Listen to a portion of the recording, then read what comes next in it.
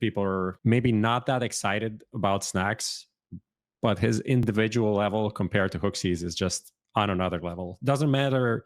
The stats can be whatever they are, but Snax can pull off rounds, clutches, entries, whatever, that Hooksy simply did not. And even when he would, it looked like an accident more like than anything else. Sure. Like but the firepower was something we knew that G2 were going to have over. Yeah, for sure. And malbs as well, like malbs level versus Nexa entering a site is you can't even compare. Malbs is so fucking sharp, man. His crosshair placement is really insane. It's really good. Are you tired of your boring old skins? Head to Trade It and trade them for exciting new ones within seconds. With 24/7 support, massive inventory, free giveaways, and low fees. Trade It is the highest rated trading platform in the market. What are you waiting for? Start trading today for a $5 bonus, only on Trade It.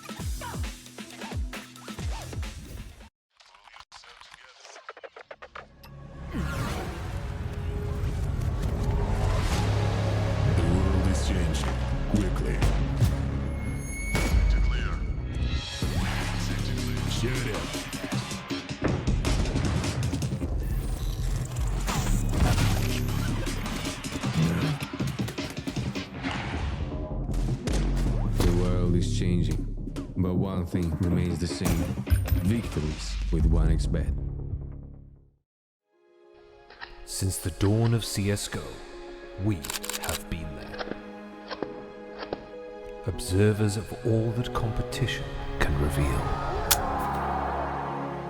Elation, fear, triumph and heartache reach out from every frame. From the small studios and conference rooms to the epic arenas, the feeling is still the same. We live and breathe this game.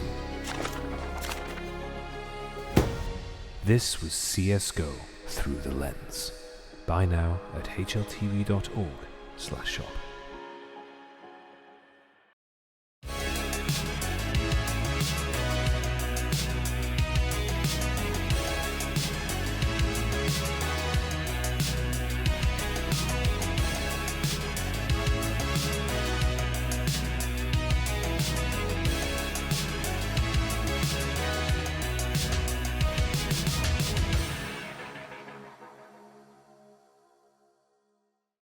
Oh, baby, we're back with another episode of HLTV Confirmed, brought to you by 1xbet. Remember to gamble responsibly and trade at .gg. If you're in the marketplace for some skins, go and check them out. Strikers here, Profs here, Lucas is here, pressing the buttons. I saw Dimitri over there in Saudi Arabia, and tonight we've got a lot to talk about, so I'm going to talk really, really fast.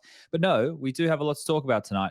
Prof, I saw you make a tweet mentioning Cologne tickets. Is that true and or false? This is true. I completely forgot about it. I was caught up with all of the India news, but the tickets for Cologne should be out on sale now? right now. Oh, right now. Let me just check if it's there. That feels kind of important. It says it's on sale, so it's on sale, and we're coming back to Cologne on Thursday, August 15th. This is the link. I'm sending it in the chat for people that want it. Grab it. 100 tickets, so not as big as some of the other ones, but the classic venue experience. Working with them again, and it's going to be a great time. Okay, a great time. Experience with their last time around. It was good fun. Oh, here we go. I'm going to retweet it. We'll get it out there. Yep. And if you're in Germany, if you're there for Cologne, come on by. If you can get a ticket, we tend to bring some guests from the event. We hang around after and have a bit of a chit chat. And we do. It's tough, the live shows. I'm still trying to work out the perfect balance. And I'm gonna level with the people. Let's break the fourth wall right now.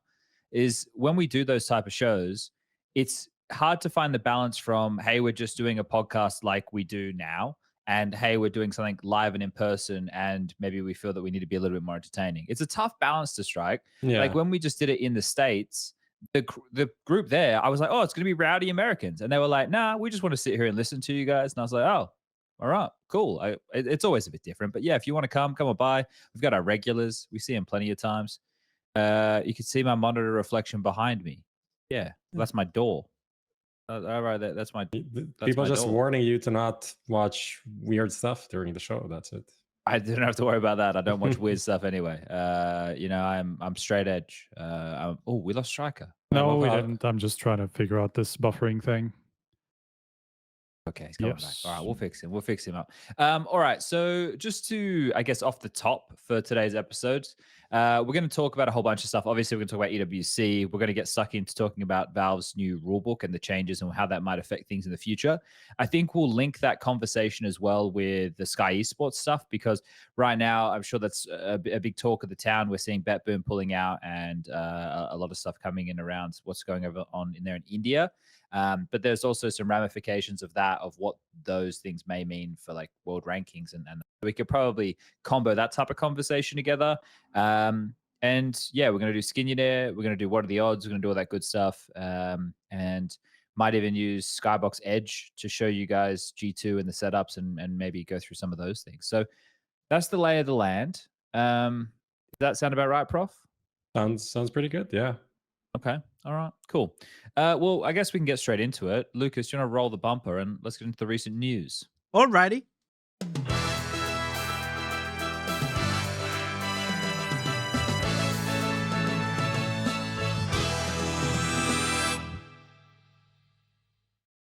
All righty, we are back in business, and I guess the big news from overnight is Valve's update. They put out a little update. It wasn't a massive update, but there's some ramifications, I suppose, because the big part, and I don't think anybody was asking for this.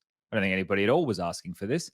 But Elevator on Dust 2, they have added a extra box. So now, instead of requiring a teammate to boost, you can just jump up there yourself, which I was kind of just enjoying Dust 2 the way it was. I saw sjuush make a tweet kind of comparing the addition of the box to bench on Mirage, the addition of that. And I thought that was a pretty apt comparison. Prof, do you think this is a necessary change? What are your initial thoughts on this? I don't know. I was looking at the stats for the map. Obviously, this is a CT-sided change, just to start. It's mostly going to be used by CTs. It's hard to see. Obviously, in some situations, it could be T-sided, but for most situations, just allows faster rotations, faster just getting into mid literally every round up short. Just a single player can get there and kind of contest and do more. So it seems like it's pushing it more towards the CT side or more balanced, because it has been a bit of a T-sided map on the stats that we have for this year on a Really? pro level. Yeah. That surprises me. Okay. I think but realistically, as you said, no one asked for this, and the only reason something like this is happening is because Valve are players just like us and have encountered the same situation we have millions of times. And I make fun of like my creation stack, that it's impossible. Like after 10, 15 years of playing the game, no one can still do this boost like normally the first time. It never happens. So it's just Valve being like, okay, let's just help the plebs that we don't want to do this in our own matchmaking games. So let's just add another box and call it a day. This is my take on the update. I mean, Okay. it could also be some kind of a reaction on some data that they have. Either it has to be with just general, if it's CT-sidedness of the map or T-sidedness of the map, or maybe it seems like not enough is going on, not enough movement is there around the A side. I don't know what they could base this on, but usually they have some sort of data to rely on. Yeah, I understand there's probably a reason behind it, but when I just think about this, and I understand I'm only playing pugs, but I always want to start on the CT side of Dust 2, and I feel that the CT side, at least in pugs, is easier. Now we're talking pro Counter-Strike, so there's quite a big difference, but it's just things here that kind of remove team play for me a little bit, because now I think of like a general setup. If you wanted to boost someone fast cat, it meant that your long control would be weak, right? Yeah. Or you would do 4A, but you'd still have to have one person boost and one person getting boosted, and then two people going for the long control. Now I feel like you should always, well, not always, but think about, at least in my opinion, I think Dust 2, with the way to get into lower dark, especially if you just use that simple smoke so the boost can't see you, just shroud you on the way into lower, and you harass tunnels, and then you can escape back through it. If they throw an Xbox smoke, you can jump up in it, be annoying. You should always be trying to do that. And I think on the CT side now, if you could just have one guy jump up cat on his own, he can support the lower dark guy for mid fights, take like flashes over and fight middle, almost like Mirage-esque. You know, have one guy come out connector and one guy come out short on a flash and fight. You could do similar things to that. So it'll be interesting to see how it plays in. It just seems, again, like less team play, more individualistic. Another thing where you can just do whatever, right? You can just have a gun and go and fight somewhere without needing to sacrifice something on a macro level, and what it kind of was before, more of a give and take, and it's just going more and more in this direction the whole game, from dropping smokes to whatever. All of these things have just made it a bit easier for people to get a gun, run around and shoot people. That's just, it feels like it also reflects kind of on the pro play, and some of the players that are doing better and doing worse. I think it's just the general direction of the game almost. I was just looking through the stats, by the way. I don't know where you got that, but it is very 50-50 across kind of all levels of play at this point. I mean, it was over slightly more on the CS2. Was it slightly more on the T side? It's 50.2 versus 49.8. If I look at top 10, it's kind of the same thing. If I look at big events, it's kind of 50-50. It just seems very, It very hasn't equal been played a huge amount though. No, right? it's like 60 maps. It's obviously not a big sample size. Sample size, yeah. Because that's one thing when I was looking at like Mouse, for example, they'd only played it in Bet Boom, and then it's like it hadn't been played a lot by a lot of teams, and we obviously had the break, so we missed out on like 30 to 40 days depending on which events these guys are out of time. So yeah, look, I don't think this change is gonna. I think it's more interesting for me in the mid to retakes, right? Like mid rounds to retakes. Yeah, because if a team just does the NAVI and goes all long control, and before what would you do? You'd have HE so you could break the smoke, or you try and hold on to util so when they do cross, you could harass. But now you don't have to worry about getting boosted up site. If they just are out long, you can actually just jump up yourself. So it feels like there's less pressure. One of the things, if you're going for like CT side long control and you only have 1 or 2 guys and you're not going to fight to the death, and you get pushed back, well, now you can get pushed back, drop into CT, jump up safely. Like you're not going to get caught out in the timing as you're trying to run into sight. You don't have to fuck around with any boosts. So from those perspectives, it's cool. I don't know how tricky it's going to be. There's a couple of new lines. Like I was standing on the box before and looking to shot, and I was like, well, this could be a bit cheesy. As they're coming up, it's a new pre-aim angle that they have to think of, but you're already looking towards sight and goose. So it might not be the worst thing in the world. But yeah, it's a small change. It'll probably have some positive impacts. It'll probably have some negative impacts, but I guess it's Dust 2. So if it plays a little bit differently, it plays a little bit differently. That was about it with the update, wasn't it? There wasn't really too much else going on. Yeah, I mean, Navi finally got their trophies. Oh, I saw that too, That's about the other takeaway from this update. Yeah, I was happy. He got what he was looking for. Yeah, he's been championing that for the past 4 months. 6 months? Yeah, I was going to say it's been a while. It looks cool. It's a cool trophy. I saw some conversation about it on Reddit. There was one thread that liked it. There was one thread that didn't, but I think it looks pretty good. So, it's like a bit different because that's different from the other major trophies in game, right? Yeah, but I'm not sure if everybody else has the names on it, by the way. I don't remember that because they have the full nicknames. I don't remember exactly what the other ones look like. We might have to take a look. I think Prof is investigating this whole ticketing situation. Is that what's happening? Yes, I fixed it. There's like an amount of tickets, which was 100, and then the limit on the total tickets, which was 25 for some reason. That doesn't make a lot of sense to me, but I fixed it now. It should be available. 75 more tickets should be available now. Okay. People want me to turn on the lights. If I do that, the webcam's going to strobe, and then people are going to complain that the webcam's We need to, you're in Malta for the next period. We're going to get you like a little ring light or something. Well, let's test it. Hold up. Let's see if I'm correct. The sun was up a minute ago, so I had a bit more light. That's better. That's better. That's all right. Yeah, there we go. that's pretty good. Bad. It could be better. It could be worse. All right. So that's the Dust 2 change. Nothing else we really need to say about that, I guess. Everyone happy? Everyone cool? It was pretty nice. Like overall, I don't mind it, but I think it's gonna make play a bit more interesting, a bit more dynamic, which is nice. But something about the general direction of these updates is kind of irking me slightly. Someone made a comment in chat. They were like, they do this change to Dust 2, but everyone's complaining about Inferno and they don't do anything. So, yeah, okay. Yeah, nice. I see that. I get it. All right, let's jump into... But then again, this is one box added to the entire map, and that fixes whatever they wanted to fix, so it wasn't such a difficult solve. 2 boxes, but okay. Or whatever, 2 boxes. Okay, let's jump into just some quick. Well, this will be real quick. We're not going to spend too much time on this. There's a few roster changes that have happened, and we'll go pros and cons for this. So I don't know, Lucas, are you able to have a timer come up? Is that possible? Well, if it's Yeah. hard, don't worry about it. I'll just do it on my phone. It's probably more fun that way. How do you? Yeah, how much time you do can you do want? that. You can do that. Okay, so we've got, what have we got? 1, 2, 3, 4. We've got 4 changes. I'm so sorry. I was just thinking, we could do a 5-minute timer and just like blaze 5 through these. minutes? Is that too long? I feel like 2 minutes is perfect for this. Oh, okay. Fuck. 2 minutes is quick. As soon as Striker gets going, you wish we had 5.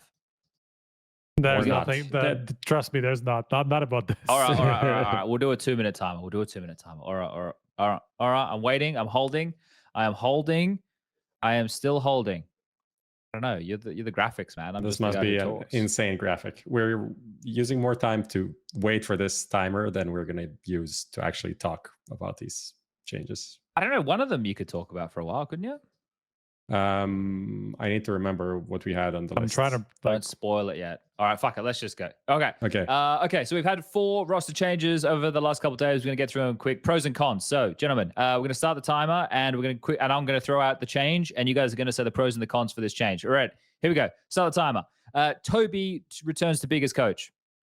I think Pro, he was with them during their most successful era. Seems like a really cool, dedicated guy. So I like that. Cons? I honestly don't have one. No cons, only pros. Any pros? There's too many coaches. Big. The pro is something at big needed to change. Obviously, something has changed and quite substantially, but just feels like a good thing to do. All right. Next change. We're going to have try to Imperial in place of Henny. I'll do the con, okay, being well. like Henny was one of the best players here, statistically at least. So kind of, and also con, Henny again weirdly leaving a team. Any pros? Yeah, that's true. Pro, I mean, you kind of ensure your future. Tries, what is he, 19? Something like that, versus Henny, who is 29, who's, we're expecting he's not going to be at a top level for too much longer. So that's a big plus. And I think Try, I mean, he's been away for what, half a year or something? When he was benched from 9Z. We have 40 seconds left. That one surprised me a little bit. So to see him back is kind of nice. Okay, sjuush re-signing with Heroic. Ghost Nothing? Striker. We got nothing. It's all right. We got nothing. I got nothing. I mean, It's all right. I mean, there's honestly, con not being a better team. I mean, Chad, you wrote this in WhatsApp when we As spoke an example, about it. yes. But it is like I think he could do better maybe, but also good for Heroic that they kept him, obviously. All right. And finally, Roy and Nicodos to Gaming Gladiators. Well, I'll do cons and you do... Wait, we could let Lucas do this one as the resident Dane. Okay, let's go. Lucas, are you there? Yeah. What's up? So Nicodos and Roy to Gaming Gladiators, pros and or cons. Pros, they can pick up Hooksy and get Copenhagen Flames back together. I see no con. Everything that's Danish is amazing. That's it. Even the fact that they had to kick 2 Danes to make this happen. Yeah, that's of course unfortunate, but anything for my Copenhagen Flames guys. He's turning up his Danish accent more. Did you notice? I heard that Through. He went more Danish. Everything's very nice. And we love to ride bicycle to work. Oh dear. Okay. And also a good thing about replacing a Dane for a Dane is because it's recycling, and that's very Scandinavian. So love that. Okay. Nice. They're done well. Okay. Eco-friendly. Let's get into the fun stuff, shall we? Because there's a lot to talk about. First tournament back for the season. It was the Esports World Cup over in Saudi Arabia, Riyadh. NAVI lifted the title, their second trophy for the year, building on their major victory. The event, how was it from the perspective of being at home, gentlemen? Disappointing, I have to say, from a lot of perspectives. It didn't feel, and this is going to sound like the ESL Shield thing to do, but they did produce the event, but it felt nothing like an ESL event from at home. Everything looked like, the way I put it when I was watching the event was watching an event that's like a new tournament organizer coming into the space in like 2016 and not understanding what angles work, how audio is supposed to set up and stuff like that. Like a lot of it just felt like somebody who doesn't know what they're doing. Like the first points, like the first day of the desk or something, that was like 20% of the screen actually mattered. Like everything else was just white for some reason.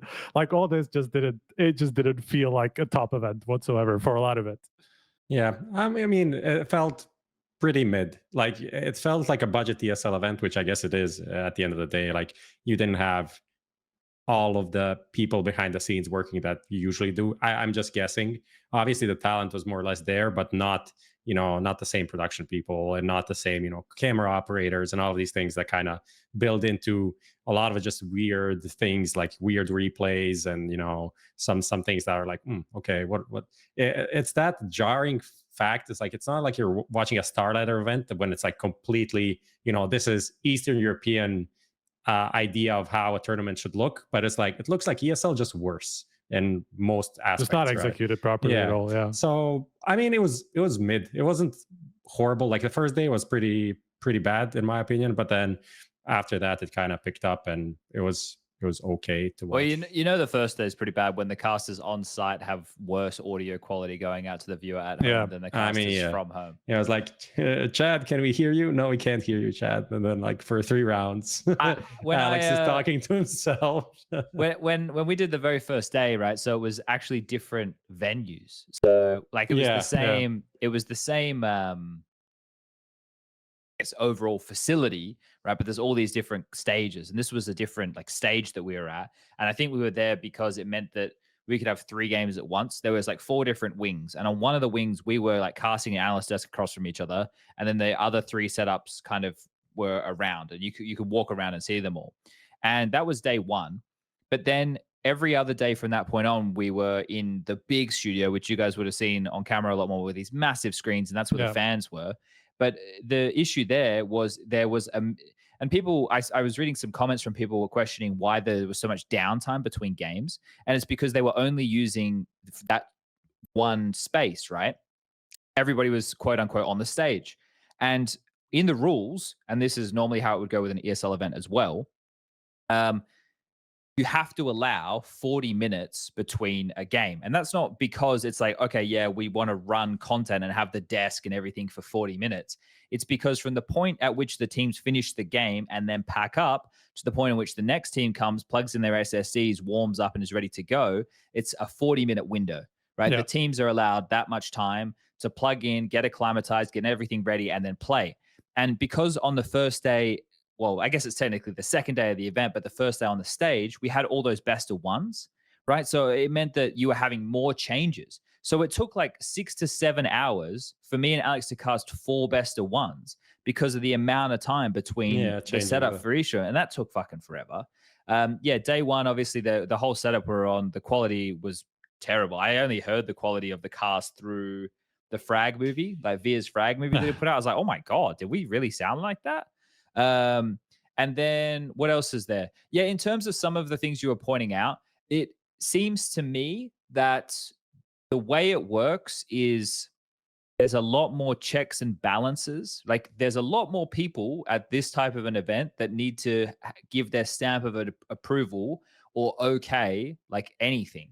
Right. So I mean, this is coming from the Saudis up top. I'm assuming that's what you're talking about. Well, that's the thing, right? Like as far as I understand it, even though EFG is owned by the PIF, is it PIF? Yes. Yep. SSG, Savvy, SGG, whatever it is. Savvy Gaming Group. The Esports World Cup, like, is still its own body. Right, there's still its own group of people that need to okay everything. So even though they have EFG people doing it, like Prof was bang on. For example, the people who are there working doing the EVS, which is does do the replays for everybody, they aren't endemic people, right? We normally have people doing the replays who have done it a lot of times or no Counter-Strike. It's like one or the other. You've either done it a lot, so you've learned over time, or you actually know Counter-Strike and you know what you're looking for with replays. The guys who were there doing it, as far as I'm aware, like didn't. So there was just a lot of things that traditionally we would have that weren't. And I think one of the factors for that is that it's not just Counter-Strike being run over these 6 weeks. They kind of keep a lot of these same people and they just do whatever game is on like their stage or their production. So it's one of these scenarios where like it's not going to be as polished as a traditional ESL event or a Blast event because they don't have their regular crew. So I think you were spot on with that, Prof, that diagnosis. And yeah, just like, last side note, one thing that was cool is they built this whole like key mechanic into it, like this whole like storyline. Wow, you break this guy's key and blah blah. And then when the show They was didn't closing, really show it properly. Yeah. yeah, it was they kind of whiffed at with the end. grand final. Yeah, because after the grand final, like Navi was selecting 3 keys to like put into their trophy, and Maniac, Stana, and Yanko, they were like talking about this. Like there's a like kind of voiceovering the video, and they're like, okay, who'd they pick? And then no one told them who they actually picked. Okay. So they just left hanging. Like this whole like build-up that they were doing for this just ended up being kind of for nothing. And then they tweeted it after, and it was obviously the teams that they beat. The 3 teams they beat. Yeah, it was like, damn, this, yeah. I think it was a cool like storytelling element, and it's a bit of fun in there as well, especially. I mean, it was kind of, I don't know who really followed, but the Bet Boom event that happened recently, they had something similar going on, which I like. When I heard about it, I was like, the way they're explaining this, it's way too complicated. It's like there's multiple universes. Like, what the fuck are you talking about? But the idea of like unlocking these things and then getting the trophy, like that kind of makes sense. It's cool. It's like a small but cool idea. It's quite Survivor-esque, I thought, the way that it was done. Turning off right? Yeah, exactly. But the symbolism is there, right? Like the life of that team is gone from the tournament.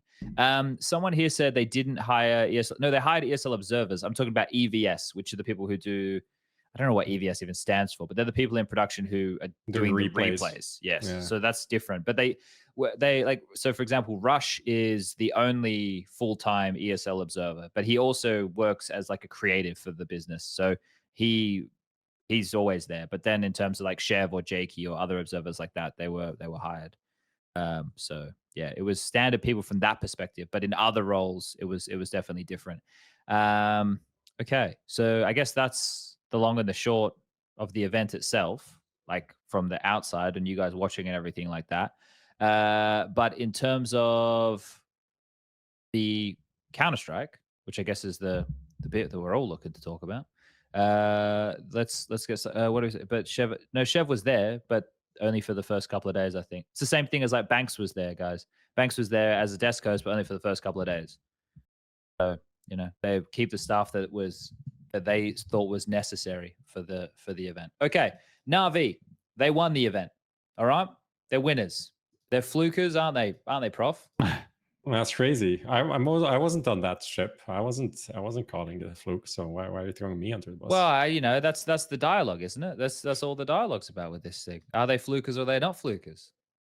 That's all we talk about. That is what we talk about a lot. I think I was not expecting this. Let's be real. I don't think anyone here was expecting this. At the same time, the format and the state of the season, like the position of the season we are in, we knew that something unlikely could happen. So it's not the craziest run of all time being like, oh my God, this is going to go down in the history books, right? Obviously they have a pretty decent team, but I think the teams that they beat, I think the FaZe game was very strong run, impressive, like Mouse, and then G2, you wouldn't say much but it was in the final, right? After G2 had this build up momentum and everything, they were like, okay, this looks like a pretty decent run. And, just watching them play, the individual, it's the individuals that we kind of harp on sometimes and criticize, and others maybe criticize even more. Like Bit, for example, was under fire to some degree, and he played insane this tournament, right? JL, wonderful. It's just a good performance. They're just like very, very solid across the board, and I think they met other teams that are not as solid as them, and they won. So it kind of almost makes sense when you break it down like that. I think one of the keys for me, not in the trophy, but was that they were an established roster who did a boot camp beforehand, right? These guys were in Spain for a period of time before coming into the new season, whereas we know some of the teams like FaZe and Vitality didn't.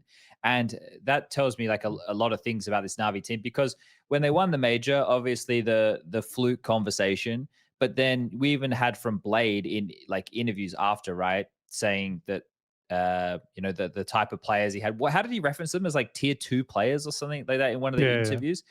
So and Even the fact tier that, 2, tier 3 or something. yeah, even. something ridiculous like that. But the thing is, they have these all of these hurdles, and the major is probably ahead of the progression of where a team like that probably should have been, but they still did it. So now that it felt like they were taking all of the shit that happened in the tail end of the season after the major win as like fuel for them to come into this season and be focused and show that they are a solid team, because that's the thing that I think is key. The team Counter-Strike that they play is great, right? The understanding, one of the things I was noting was, and we really need to get the stats for this, every time Blade took a fucking timeout from the games I was casting anyway, it felt like they then went on and converted that next round. So I think as far as team Counter-Strike goes, you have to say that they're playing the best or some of the best team Counter-Strike there is at the moment, because they're not getting the output from the traditional star players, right? Like this whole conversation around Immer still continues from the positions he plays on the map, but the people that are putting up numbers is like Bit playing the extremity positions or playing the anchors. Wonderful. Had some really good series as well. So I think for Navi, and someone in chat just said, do I still expect the roster changes, right? When we did the time capsule thing. I think unless the season goes terribly wrong from this point on for the team, then, you know, you'd have to think that I'm going to be off base with that one, right? I didn't think that they were going to come into the season and have such a strong statement. Even though it is the first event of the season, that context is really necessary, and it's going to be even more necessary when we start talking about G2. Their run is not to be sneezed at. Like it's a pretty impressive victory, right? They 2-1 against Mouse, and then they played it. Who was the opening game for Navi? Oh, that's FaZe. Yeah. Well, actually, the opening game was FURIA. Yeah. And then they beat FaZe. And then they beat Mouse, and then they beat G2. So they beat teams with like strong firepower, all three of those names right there. So I think it's fucking real, #real good. Yeah, I mean, I'm really impressed by the Mouse win, especially coming off of 113, not 113. 13-1 loss, yeah, it was. 13-1, yeah. That's a pretty insane bounce back. And against a team that I felt would be pretty on form. In general, like they had a very, very long break, right? So they had no reason not to kind of play a bit earlier and get in shape. So I think that was a really pivotal one. The G2 win, once again, like bouncing back from the first map that they probably should have won in some ways, where G2 like individually beat them for sure. 1v3. So many. I mean, the Malbs won the round to win. Late with the B rush, yeah, but they were back-to-back rounds, I'm pretty sure. Yeah, and stuff like that. So I think that was a really good performance in the grand final. And the FaZe win, again, like it was quite a bit of back and forth, but a good game overall. I think even in the final, there was a world that there could have been a 2-0. I mean, the way that G2 started, they went up. Navi VG2, yeah. Because the way Ancient started, G2 was like 7-1 up or something like that. But like 5 of those rounds maybe could have gone the other way, because 1v1s, yeah. Like I was looking at that final, I'm like, okay, G2's looking dominant, but they could very well lose this map the way that they're playing at the moment. So there was even a world where they could have done that 2-0. I just like when Navi were on the T side and they were coming back, I think the confidence of somebody like JL's the banana guy, right? He's picking into the B side, and that's where Nico's playing. And he's just fucking strolling in there. He's having some really strong, like that's the thing with this Navi team. I read, are we going to do that stuff that you linked, Prof, today with like the tweets and everything like that and the threads, or was that just a... I was just looking at that Dren's tweet. Sorry, what were you saying? You know how you linked some stuff in WhatsApp today? Like there was different tweets that you... Are we gonna go over those things? We can go over that later, or if you want, we can do it right away. Well, the Navi, the Reddit thread that I let's just do it now, because it kind of makes sense, right? It's tied to what we're talking about. Well, because I'm probably like a crazy motherfucker right now when I say this. Do we have the links for them available to get Lucas to pull them up? I'll get them quickly. Here okay. So this Reddit thread I thought was pretty funny. I mean, it barely got any traction, but okay. Yeah, because it was ridiculous. But it's a voice comms video, and the thread leaves want to know why I am is such an important member of Navi squad. Watch, or rather listen to this. And then it goes on and it says he's a role player. His job isn't to frag out. He's not put in positions to do that. And at that point, I don't know. This guy doesn't know what he's talking about. I don't know if I even bother continue reading at this point. But it's not to say that it isn't true that he isn't providing a lot of impact regarding communications, but he's definitely in traditional teams put in positions to frag. But then I was having this like thought today as I was just like I'm still a little bit all over the place today. First day back, yesterday's travel day was miserable. So I'm a bit spacey and my sleep pattern got fucked and whatnot. I'm thinking, wait, hold up a second. What if Navi are doing something like special with their like pack or map control players that is enabling their extremity players of JL and Bit to find more fights or impact than other teams would? And they're just doing things a little bit different, but we can't see it.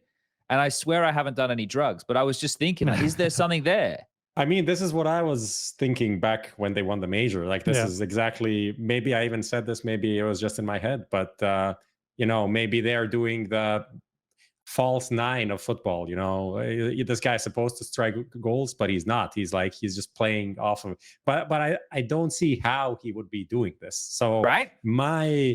My thinking is still that he is also, like, with this voice comm video, it's a nice video. You can really see, you can hear how much he is like clearly communicating. And I'm not saying that there's not another player that could do the communication and then the fragging better.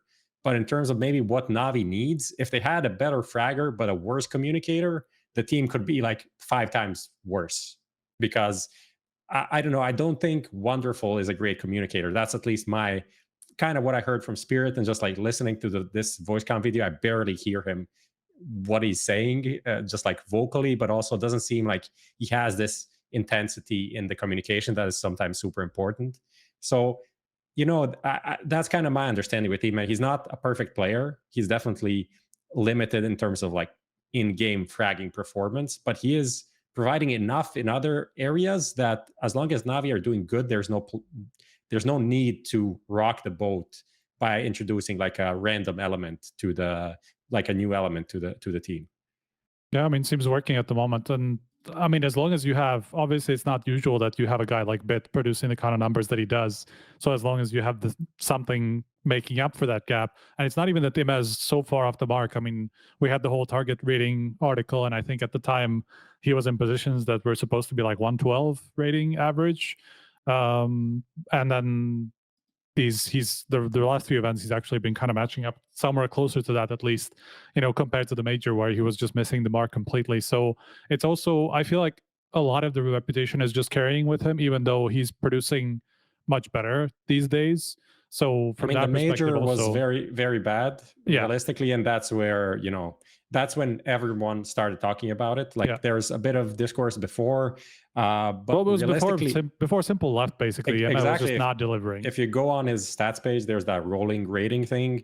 You can see literally October 2023 when Simple pieces out, his rating just goes up like 10 instantly, right? And then he's okay. This is a decent player now. He's not just dragging the team down, and then it kind of went down around the major, and now it's coming back up again. And it's again, it's not full star player, best star player material, but it's not dog shit. It's like 106. But this is the thing, and this is why this conversation seems like it's a fair conversation to have, right? Because we have to wait and see what happens with them going forward with victories. And the reason that I brought up this Reddit thread was not to like have a go at Ima by any means.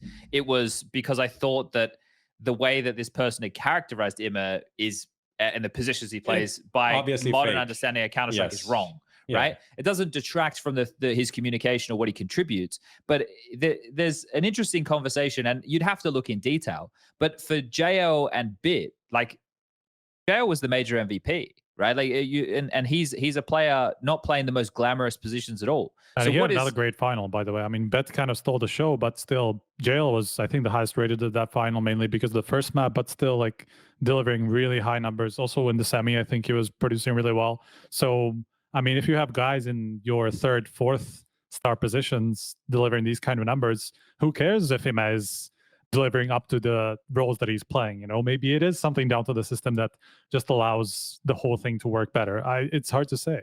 Yeah, and that's where I'm kind of going with this is, I think that there's a few things that Navi have shown that they have. One is very good team play. The other is they must have a strong mental, right? Because we reflect on that mouse situation. The mouse situation. Yeah. To bounce back from that. So they have some positives going for them that aren't the traditional positives that we're talking about in terms of this player plays star role and delivers big numbers. Like Wonderful had a great series with the AWP nuke against Mouse, but even rounds where he was finding opening picks with the AWP, they weren't converting all of them. I think he was like 6-0 with all kills in the first half against Mouse, and Navi didn't convert all of those rounds, even though he was doing good things there. So I don't know. It's hard to quantify like Navi finding success when the way that we're looking at Counter-Strike at the moment, they're not kind of ticking the traditional boxes in the same way, right?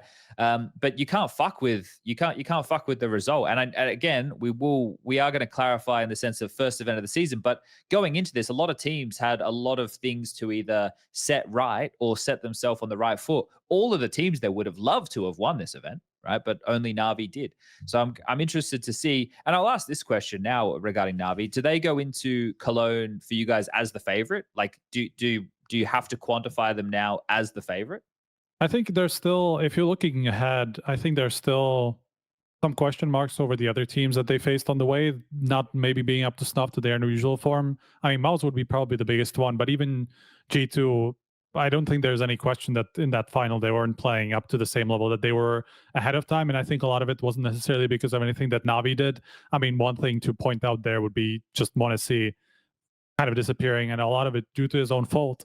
He was overextending a lot. A lot of that, right? So I think when you win the first event out of the break, I think as much as obviously it is still a big event for them to win, and it's not like a blast as we've had before, as like kind of a soft start in the season, you still don't really see the right everybody up to the level that they're capable of, and we still have 2 weeks. We still have another blast to see a little bit of if some of these other top 5 teams, top 6 teams are going to find that form.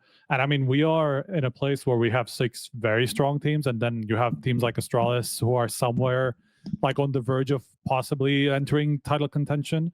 So it's hard to pick favorites at the moment overall into any tournament that you're going into, really. But the thing is, we painted Spirit as the favorite going to this out of the break, obviously due to their world ranking, and now Navi with this international roster are the #1 team in the world. Like, is that in a position to change a lot after blast groups? Like, it's not necessarily about changing like their stance at the moment in the ranking, or if they're going to go into the event as with like the best odds, but just saying that obviously other teams will probably be in better form than they were at the WC, so their job will be harder as a result in Cologne. I mean, everybody wants to peak at Cologne. That's always going to be the focus for everybody, regardless of EWC having $1 million up for grabs. You know, the format didn't necessarily allow for you to have a lot of space to grow into the event. You just lose a series and you're basically out after the first like opening rounds of games. So I think from that perspective, I would expect other teams to be much closer, and we're probably going to go into that tournament saying, okay, these 6 teams could realistically win it, with another maybe 2-3 somewhere on the edge of that as well. So I just think maybe they're going to be the biggest favorites because of this result, because they made the last 2 finals, won one of them, right? But realistically, it's not going to be far from the rest. But I did want to say one thing is that it's very clear it's becoming a trend that whenever Navi have time to prepare for events, they deliver. I mean, it was the case for the major. They had a big boot camp ahead of that. Obviously delivered there. They had a big break before spring final. Even though they didn't have a boot camp, they still had like 2 weeks to catch up. And at that, I didn't see too much into that because Blade was putting so much importance on being able to have a boot camp. But then even despite that, you know, they had a couple of weeks to prepare and then won the tournament. Now they had a big boot camp leading into the season and won the first event out of the break, you know. So it seems they are very reliant on having enough time to prepare for these events. And I'm curious if by the time Cologne rolls around, they're going to have a week now. They're going to have a week at the fall groups, but then they're going to go straight into Cologne. So are they going to be able to roll off of this, or will they need a little bit more time as well to prepare for that event? Well, this isn't a situation where they get the choice, right? Like, obviously they have to go from event to event. So, okay, that's something to keep an eye on. Prof, first, do you kind of with in terms of favorite that conversation? Do you agree with Striker? And if so, then I can move to the next question. So let me. I wanted to ask you if you agree, like that there's no favorite. That there's no favorite. Well, that's the thing. I didn't really paint a favorite. Yeah, I didn't really paint a favorite going into this first event of the year either, right? That's why, like, I asked the question with you guys, like, who is the favorite, right? And people are like, well, I guess it's Spirit. They're the best team in the world. So if we're operating with that logic right now, I would go, well, I guess it's NAVI. They're currently the #1 ranked team in the world, and they won the most recent event. Yeah. Because if we're in a period of Counter-Strike where we can't pin the tail on the donkey and label like one team that is supremely better than everybody else, we're kind of having to go off of the recency bias, or we have to investigate a reason and come up with a good one of why we think this team is better than this team. And then I think we might even start finding ourselves in that conversation where we have multiple different factors of where you draw in the bracket. Who are you going up against? Yeah. Like, for example, the fact that Aleksi, and people were tweeting, like, I think this is fucking impressive.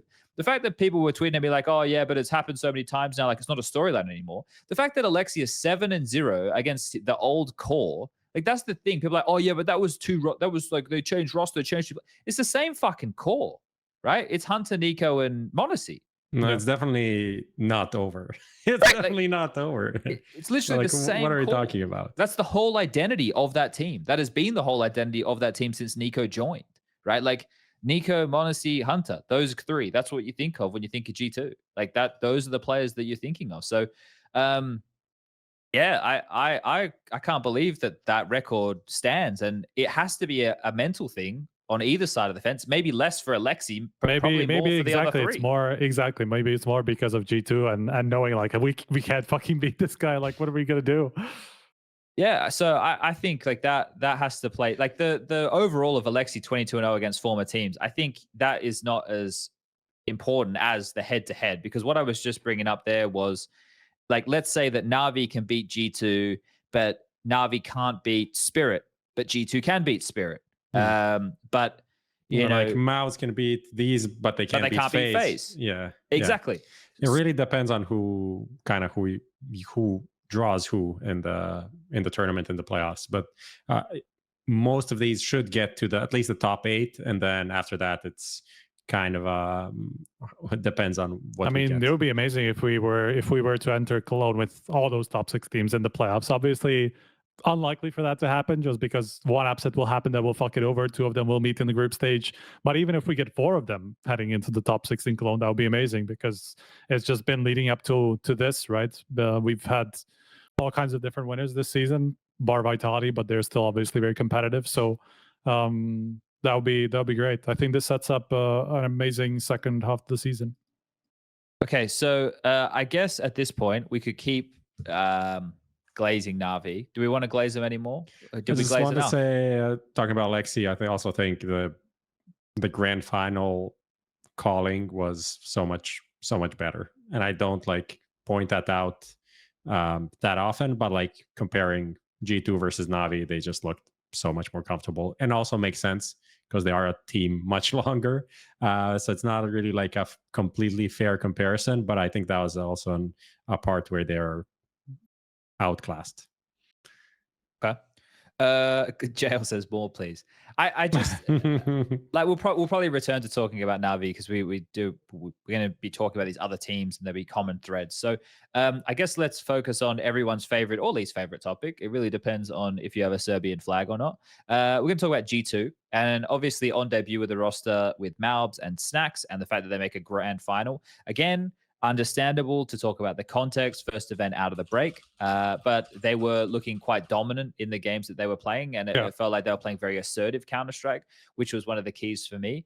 Obviously, come the final, that conversation can definitely change a little bit. But Striker, for your first impressions of this G2 roster on the server, did it meet them? Was it, how do you quantify watching them for the first time? I mean, it surpassed them. I didn't expect them to beat Spirit, even though obviously, you look at the players they have, they will be able to beat anybody on paper. Like, it's just they have the kind of players that if they peak at the right time, they just will be able to grab single wins against teams like this. But it was more the way that they did it and the way that malbs specifically performed in that series.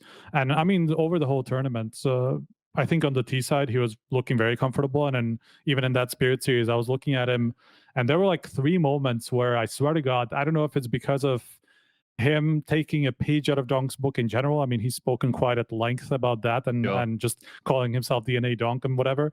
It seemed like he had some really good timings on Donk, and he caught him off a couple of times, and that's definitely made a difference, at least on Mirage, where around Connector, a couple of those fights went the right way at the right time, and that just swayed the whole round. So I'm impressed with mobs, especially on T side. I think CT side, there were some obvious kind of oversteps and what you would expect ahead of the event, just because he's playing positions that you're not supposed to play aggressively, quite aggressively. And a lot of the time, I think I was looking at the stats, and I think on the CT side, he had something like 26% opening duels, which is, you know, for a guy who plays anchor on big sites, most of them, that's a lot. That's, I'm not sure if you would ever find a player that plays those positions like that. I don't think, like, if we had a target opening duel for those attempts for positions, I'm pretty sure he would have ended up somewhere at the top, regardless of changing all these positions. So it's not like he performed bad at them, but you could just tell he's not comfortable with them a lot of the time, and just played them in a non-standard way. So we were talking about this ahead of it. We knew that there was going to be an adjustment once we heard that he was going to take these positions. So it's not a surprise, but overall, I think I would still give him an A+ because of how quickly he seems to be, and how he doesn't seem to give a shit about the pressure at all of being in G2. He just does whatever he wants to do. He just goes for the pushes. He's not afraid of the people he's playing against. Just very impressive to me, the way that mobs has accommodated to this team already. Yeah, it is obviously still very early days. They had, I think Yanko was saying, like 6 days of practice, and then getting things underway with their first event. Look, I want to get to your opinion in a second, Prof, and thank you for sticking up for me in the Twitch chat. But I'm trying to be kinder in life. No, but people aren't listening. Like, this is like in the classroom. It's like, oh, but what, you never explained this, professor. And it's like, literally, you're on your phone, you little piece of shit. You go to the principal now. We're gonna point him out. We are gonna point him out. Axel, what happened? I don't know. 367 said, Sponge, nothing to say about Blade's timeouts. Now, this is a twofold conversation that I want to have, Axel. I want to ask you, Axel, if you're here in the chat. Axel, were you watching the game while I was commentating it? I know you said sorry, but it's all right. It's all right. But I want to talk to you, Axel. I want to have a chat. Axel, were you watching the game live while I was commentating? Yes or no, Axel? That's all I want to hear. Yes or no? I know you've apologized. You're not in trouble. We're just having a conversation right now. We can. Axel, talk, man. You're gonna ruin this if you don't talk. Axel, come on, man. He just left the conversation. Come on, Axel, man. Oh, wait. Yes, I was crying because G2 was losing. Okay. So, Axel, while I was commentating, and also during the Mouse series, I was mentioning the timeouts then. And also, I was talking about it during the podcast. About 5 minutes ago. So I'm sorry that you missed it, Axel, but I did bring it up, and I hope that we can continue forward, because we're talking about more about G2 now. We were glazing Navi for like 30 minutes, and the guy happened to miss all of it. So it's okay. It's good that you're here, Axel, and we'll keep the conversation going. And we'll do a test with you at the end of the show, Axel, and see if we covered everything that you were hoping us to cover. All right. Thanks for being here. A little blitz quiz to see if he's listening to. We can do it 2 ways. Thanks for being here, Axel. Appreciate it. All right. Okay. Prof. Yeah, you get yapping, and I'll start bringing up what we're going to use today to talk about the under the microscope. This is kind of my observation, literally from maybe even the first map that I watched G2 play. It seems weirdly enough that the person, because we obviously know maps coming in, he's going to want to play more rotation, more active. And we were like, okay, is Hunter going to give room? Who, like, Snax is going to be the other anchor, CT sides? Where is he going to find the space to do that? Or is he just going to be stuck? But for example, when I watched them on Mirage, mobs were playing almost stairs half the time. Like, he was fighting in mid, rotating from A to mid, connector, doing mid pushes, doing all of these different things. And it seems like actually the player that played the most passive was m0NESY.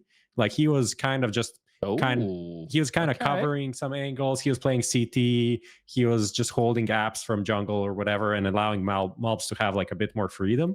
And I'm like, okay, this is interesting. And I noticed it a bit across different maps that m0NESY was somehow felt to me that he was taking a step back, and not like maybe even on purpose, but maybe just through communication and, you know, malbs asking, oh, I want to do this, and then him automatically adapting to find a way to make the round work. And they played well as a team, but obviously m0NESY was not at this tournament on his peak level. Even before the grand final, I know he had like a pretty high rating, but some of the maps that he had were, there's a bunch of errors, or there's not a lot of impact when you're watching. You wouldn't see m0NESY do anything except those like 1 to 2 insane rounds per map, which is obviously still insane, but the like consistent impact just didn't feel like he was on the server for a while. So I think that's an interesting thing to kind of observe and watch how it develops, because I don't think it makes sense that m0NESY is, you know, the one taking the step back. Supportive op. He's not a supportive opper. He shouldn't be that. But obviously, finding that balance is going to be a work in progress for G2. Yeah, I think it does come down to what you were talking about, though, that it's more like malbs is probably quite active in terms of ideas and that he has, and m0NESY just feels like, okay, let's give this guy some space. So that if that's the case, that would be definitely something to ask him about. That would be interesting to hear. My boy Lucas, I'm sharing my screen right now. Are you able to share this with the people? I'm gonna have 2 seconds. 1, 2. Time's up, motherfucker. 1, 2, 3, 4. So what we're doing next is looking at the positions of who's playing what. Yeah, but hold up. It's like, it's, wait, here, come on, here it comes. Do you guys remember the show CSI? Yeah. We're gonna get demonetized. I think. No, you can have 15 seconds.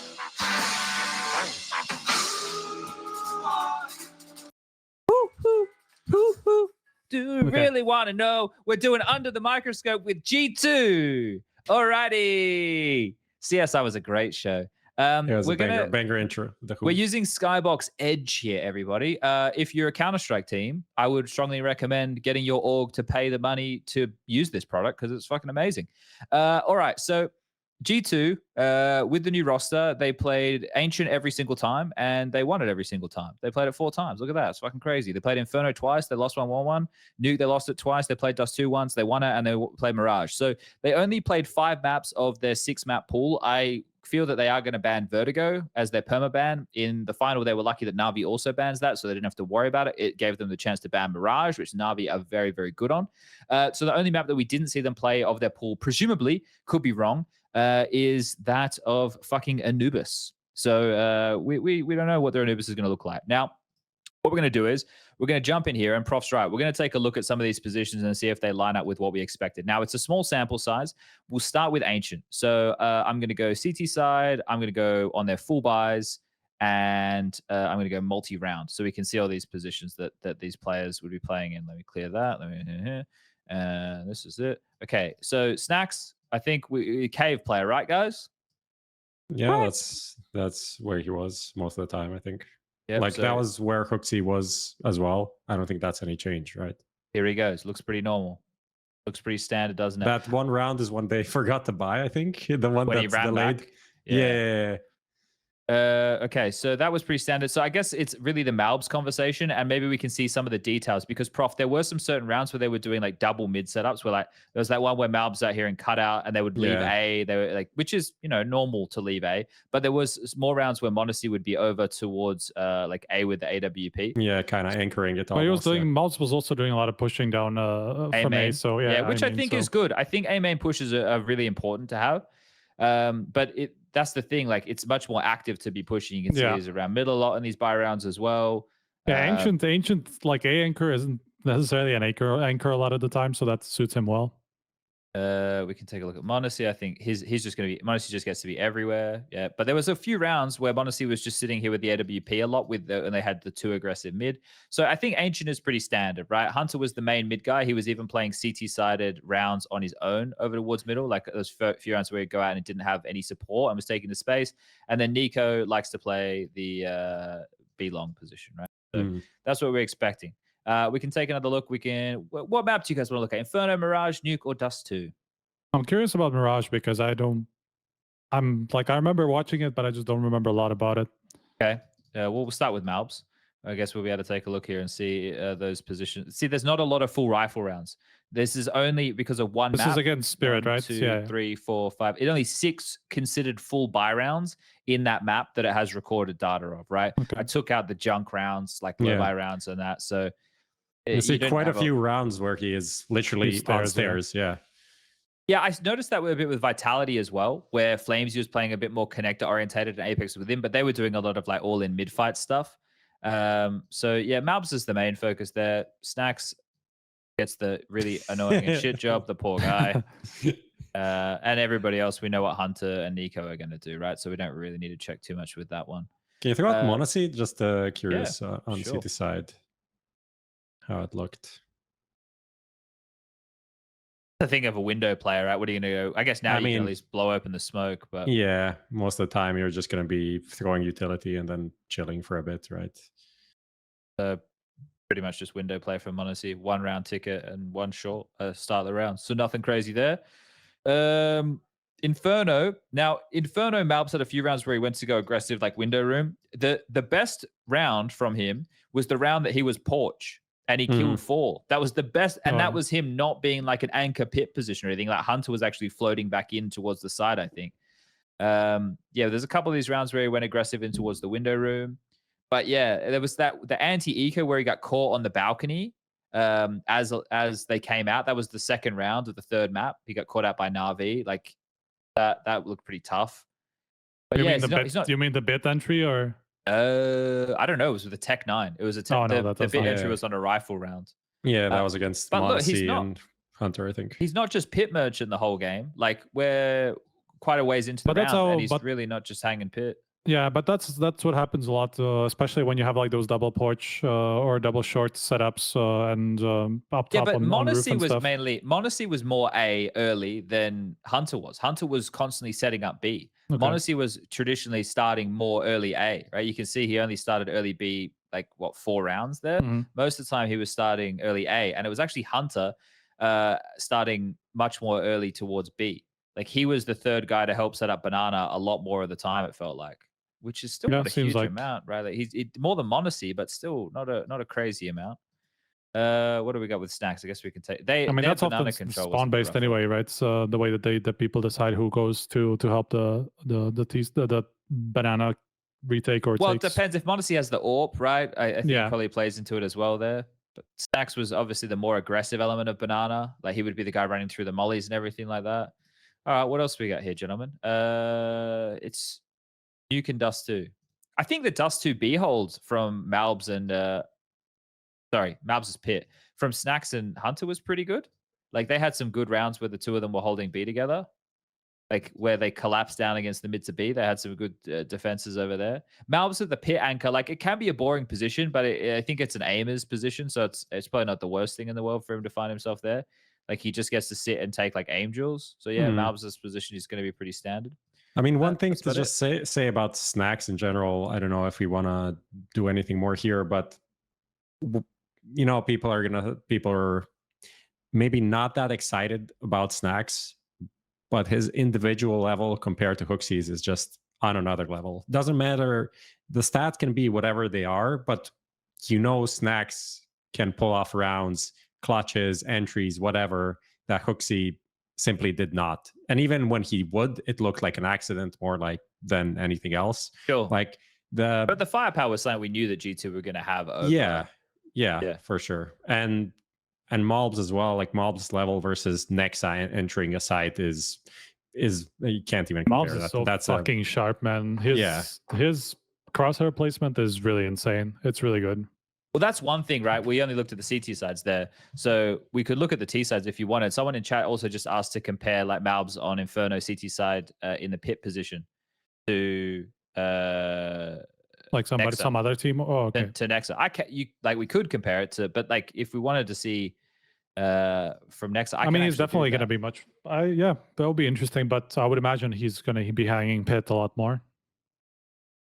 Yeah, I think that's kind of what I spoke about earlier. Like he is playing the anchoring positions theoretically, but he's not playing them fully as a supportive anchor player. Like he is more active. He goes for more fights. He doesn't set up other players probably as much, either not necessarily on purpose or anything like that. It's just how things develop. If you're gonna be more of a moving piece, the other guy is gonna have to like have more stability to allow that. Otherwise, not everyone can move at the same time on a bomb site, because then there is no idea of like who's leading and who's following to make a setup work. I think that I don't know about you guys. Like the sample size is too small to come to any like real conclusions. The times in which malbs looked the most effective for me were on the T sides, when he found himself in like when he had the saved AK, right? I think it was against, who was it against that he had the saved AK? Was it Mongols? Could have been Mongols. He had the saved AK and he was able to get control. Like went out heaven when normally he'd go from mid side, and he got a couple of kills with the saved AK there, and they won the game off of it. Or like, for example, when they were rushing the B bomb site in the final round, that could be anybody's, right? Like the way that they're running in there.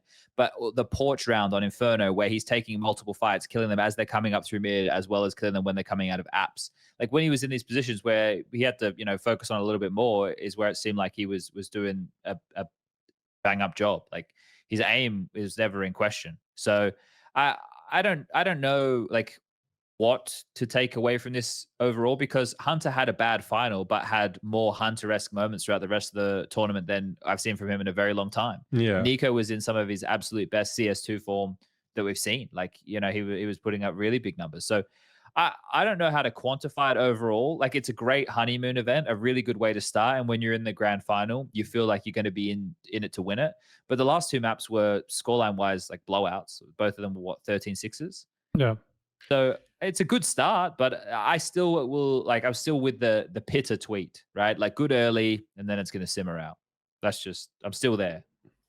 I do think that the final was kind of what we were talking about with Monacy. I mean, if you're missing him, that's going to be a struggle. And the way that I really failed to see why he played the way that he did, and a lot of the moves that you saw ahead of time were just not going to work. Like, probably the all most the pivotal aggressive pushes. Exactly, like probably the most pivotal one where it just made the littlest sense possible was like the first pistol on Nuke, where he just like waltz his out main, where he could be literally faced by three different They're angles. playing full freedom, Exactly. I mean, I'm sure that's part of it, but then like it just kept working against them all the time, and it happened like 6 times. I mean, the T side pistol as well. He got like 2 kills and then dinked bit. And they then had the bomb down, and then he hunted. Yeah, he hunted like an insane kill, which you shouldn't really. Yeah. And then he dies, and then they lose the round, and Nico gets a bit mad. And I think it makes sense. I think it's deserved to some degree, like to like show that that's not okay. It's not an okay thing to do. And obviously, if that was the only round that he did something like that, then who cares, right? But the whole series was filled with that kind of rounds. And I'm really curious where it comes from. I know, Striker, you made the little breakdown of all of the Bit versus Monacy rounds. There's also because they played together back in the academy, they're friends and stuff like that. There's also the Aleksi B angle from Navi. Like, is it like a personal thing? Is it the lack of impact that he had throughout the tournament that he feels like he's not doing that well? Is it to some degree like all of these crazy fucking highlights that he got this year already, which if we do like top 10, there's going to be like 30%, 40, maybe even 50% would be Monacy right now. Like, he is really pulling off crazy shit that no one else is capable of right now. Is that kind of spurring him on to go for some of these plays that are this is peak simple level? I feel like some of these things not even simple would do. I was going to say, like, the situation, I don't even mind what he was doing rather than the situation that happened in, because you would see him do that, as you were saying, a lot before, where he just doesn't care if that's like the most standard play. He will just go for the play because he wants to make a difference. And that's fine to do if you're a guy who's obviously on the level that he is. But he did it in like 5v4s all the time. It was like 10 different situations in the final where he did something he was not supposed to do in a down advantage, and very like ahead of time you could see that it would fail. I mean, there's instantly, a round also on Ancient when he's kind of in the Brokey cave, whatever temple people call it. He got a kill, and then he was like, he waited, and then he peeked out to get like a better angle on the guys coming out from Donut, which is completely mistimed, and just like walked into his own death. I'm like, what is even happening here? This is not a m0NESY play in any way. So unnecessary overextension when you already have a pretty decent situation if you just stay alive and wait for everyone else to come in. I think like what you brought up with the type of plays that he has, like we saw 2 of them, or we maybe saw more than 2 of them. Obviously, the way that he closed that Ancient game on the eco, that 1v3 on the site, he had the Ancient kill to get round 15 in overtime against NAVI. The 1v3, I mean, there's a new round on yeah. So I think he's probably emboldened that he feels like, I don't know, strong in any scenario by that. But I would probably lean more into the fact that it was them playing pretty loose CS overall, right? I would imagine that like there's playing like loose and a bit with the call and everything, and then there's playing like out of pocket. And some of those scenarios he just had to reel it in, and they would have been shoe-ins to win some of those rounds. I think realistically they would have been in a pretty. At least it wouldn't have been such blowouts on those last 2 maps if he was a little bit more on the mark, especially with some of those moves. You know, hard to say what it's down to. Definitely would like to hear about that the next time we see him. I threw a link, one more little bit from the streets as this Maniac tweet. Now that we're talking about m0NESY, Lucas, if you can. Do you want to read it, Chad? Yes, so Matthew tweeted this today at 11 a.m., so he was up nice and early. ZywOo fans, here's our morning dose of copium. Wow, on gamer hours. m0NESY had a shot at another MVP at EWC, but failed in the grand final at 0.9 rating. Donk played his worst LAN event ever, 1.04 rating. The #1 race for 2024 is still within reach. This was a Maniac PSA. Stay tuned. I think there's a lot of truth to that. Technically correct. ZywOo had a great rating at the event, even though the vitality went out super early, so that kind of doesn't really I don't think it helps ZywOo like in terms of what he did, but it definitely helps in terms of the other guys didn't do enough to like maintain the distance. Yeah, so it is there's something to it. There's something to it. Donk. It's interesting just following the community perspective and how some people just want m0NESY to be the best, some people want Donk to be the best.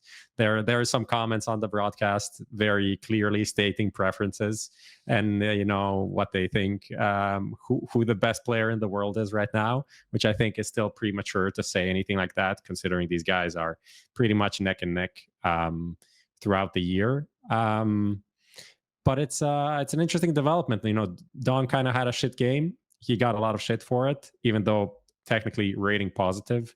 m0NESY's grand final, in my opinion, was much worse than that. He obviously also got some shit for it. But it's I don't know. Where do you stand on this one, Chad? Where do you stand on these 3 guys? I don't know. Like, it's going to change from event to event, right? I think the thing that would separate one of them is just consistency. And I think they're all consistently very good. It's just they need to live up to the elite level standard, but we're not doing that on a team basis right now. So I don't know. I liked what Striker was mentioning before. No, actually, sorry, it was what you were mentioning before, Prof, regarding maybe m0NESY being put in some more passive positions, or allowing malbs to play. That's where I'm interested to see the development of G2, because I wasn't sure how this would. It didn't think that any roster changes would impact m0NESY. So right. So if this does, and for some reason he's taking a step back to accommodate the others, then that makes absolutely no fucking sense. But I don't know. I just think it's the same thing with like the favorite for the next event, right? We have a lot of teams who are playing high quality CS right now. We have a lot of players who are playing really well. So I don't have I don't have one. like I could say, I think Monacy's the best AWPer right now. I think Donk's the best rifler right now, and I think ZywOo's the best of between the two Overall of them player. right now. So a nice dose of fence sitting there. Best hybrid. What did you guys think of Taz's interview? Because there was some reaction to that as well. The one that they don't have weakness, or? Yes, obviously there was context after that, and it was more referring towards the CT side. But with the headline, of course, people are going to read that one way as opposed to the other.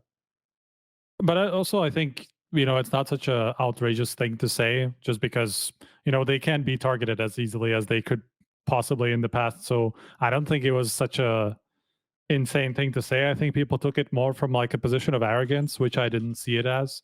I just thought, he's just talking about having stronger pieces in their positions, which is, I think we all agreed on that. I don't think there's anything crazy about that.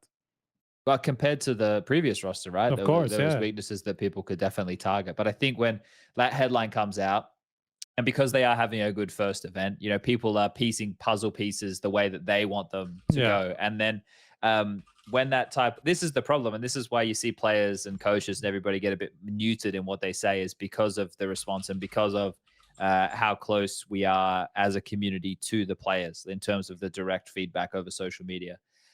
So look, I think the key, and this is probably something that I need to do for myself a bit more as well, is the type of reactions that you get. You just have to keep in mind this is all part of, even though it is a competition and you're a human being, it's all part of the entertainment side. So you're giving people something to talk about, whether it's bang on or not, and they're never really going to have the whole story and have your perspective anyway. So I think the important part is, in what sport does fucking Cristiano Ronaldo listen to a bunch of guys in the pub talking about how he plays football? Esports is such a weird sport in that sense, where like you're so connected to the community, where you hear everything that they say all the time, and you're like, in what like professional sport would players allow themselves to be subjected to this on such a consistent level? So in a sense, it's like you kind of have to stop giving a shit. Yeah, well, because eventually community opinion doesn't matter. Yeah, as we continue to grow. Okay, do we have anything else we want to say about G2? No, maybe we were a bit negative just because of the final overall. I still do think that it was a great first event for them. I do think that the final maybe it could be possible to be negative. Like we're talking about like individual stuff, right? Of course, yeah. I'm just saying like towards the end, we definitely tended to the bad side with G2, and I think I would put that a lot down to pressure. And I wonder if that's just because of the Navi matchup, or they just felt like they had to do something different. They put too much pressure on themselves to do something different. Whatever it was that was in the talks. Snax also said something in our interview after the final about they put themselves maybe as favorites, and like they maybe went into the final with the wrong mindset. So I wonder if that had to do with the pressure that they put on themselves to perform in that final, even though they were in a position where they played their first tournament with a new lineup. That's the definition of zero pressure on you. You're just you have all the excuses you want in the world. Obviously that just comes with being the players that you are. If you're Nico, if you're Monacy, you're going to go for the wins. If you're under G2, you're going to go for the wins. But maybe they needed somebody to reel them back in from that, and maybe lower the expectations for the final. And I think that it showed in that final, because I think they played better against equally good opponents beforehand, and that pressure wasn't there at that point. So there was just something about the final that just irked them the wrong way. Actually, there was something I was thinking about with them, if we're going to see a big map pool shift from them, because Snax voiced... we have already, right? Yeah. Yes, we've Overpasses out, right? Them moving away from Vertigo is something they always should have done. They should have always been playing Mirage. But maybe potentially on a deeper sense, right? Because if they're going to be a team, at the moment, do you think it's worth pursuing trying to be a good nuke team? Obviously, you need to have it in your pool. I'm not saying like you shouldn't be proficient on the map, but do you think you need to be an elite level team on it? And that gets me wondering, like, should they try and lean more into just the individual maps, the yellow maps? Exactly. Okay. Be good on Anubis, Dust 2, Mirage. Like, is it also because a lot of teams are good on nuke these days, it seems like? Or why do you say that? Just because of the individualistic style? Or well, look, I think that type of a map for them, Okay.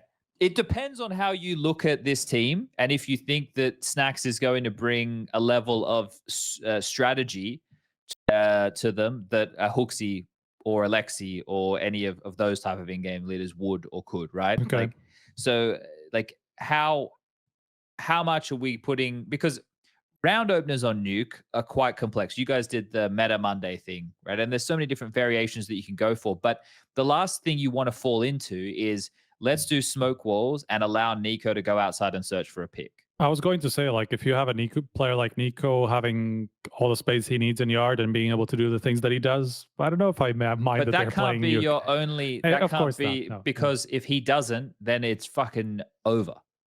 Like, you will not be able to. You need to have a bit more than that, I would say. Yeah. So I think that if we're saying that they have strong individuals across the board, and it's not that you don't need good calling, like you still definitely need good calling, but if you're good at, if their map pool, their 4 strongest maps like Ancient, Anubis, Dust 2, and Mirage, I think that'd be fucking sick. Like, I think that'd be really good. Yeah. So I don't know. We'll see if there's a shift with it or not. People want us to talk about, look, Veleda, talk about how bad Taz is. Come on. What are we meant to say? I've seen a lot of hate towards Taz that I'm not entirely sure why. I mean, people are kind of pointing out that his timeouts were shit. Like, I saw that opinion several times, and I just haven't picked up on that. So it's like, I don't know what you're talking about. It's not like I had high expectations of Taz, but at the moment, I'm not sure where that is coming from. Honestly, I just find his reactions funny when he's like behind Monacy and seeing him win these things. He just looks like, as a fan, he looks like a fan in the first row. It's kind of the same reaction. But to be honest, if I was there, I'd be doing the same shit. Oh, for sure. Yeah. It's just unreasonable rounds won every game. Taz is still very new to the role of being a coach. He now has a new roster. This is the first roster change that's happened since he's been the coach of the team. It was their first event, so I'll give him a bit of rope. They definitely like the fact that they did so well is probably why there was a lot of overblown hype one way. And then the fact they lose in the final, then it goes back the other way. So, people either love or hate G2. That's the way it is. And I don't love or hate G2. So there you go. What about a little break and then we talk about FURIA and stuff? Yeah, let's do that. I want to get into this Valve rulebook stuff so you guys can fry my brain a little bit. Lucas, run an ad break. We'll be right back, guys. Are you tired of your boring old skins? Head to Trade It and trade them for exciting new ones within seconds. With 24/7 support, massive inventory, free giveaways, and low fees. Trade It is the highest rated trading platform in the market. What are you waiting for? Start trading today for a $5 bonus, only on Trade It.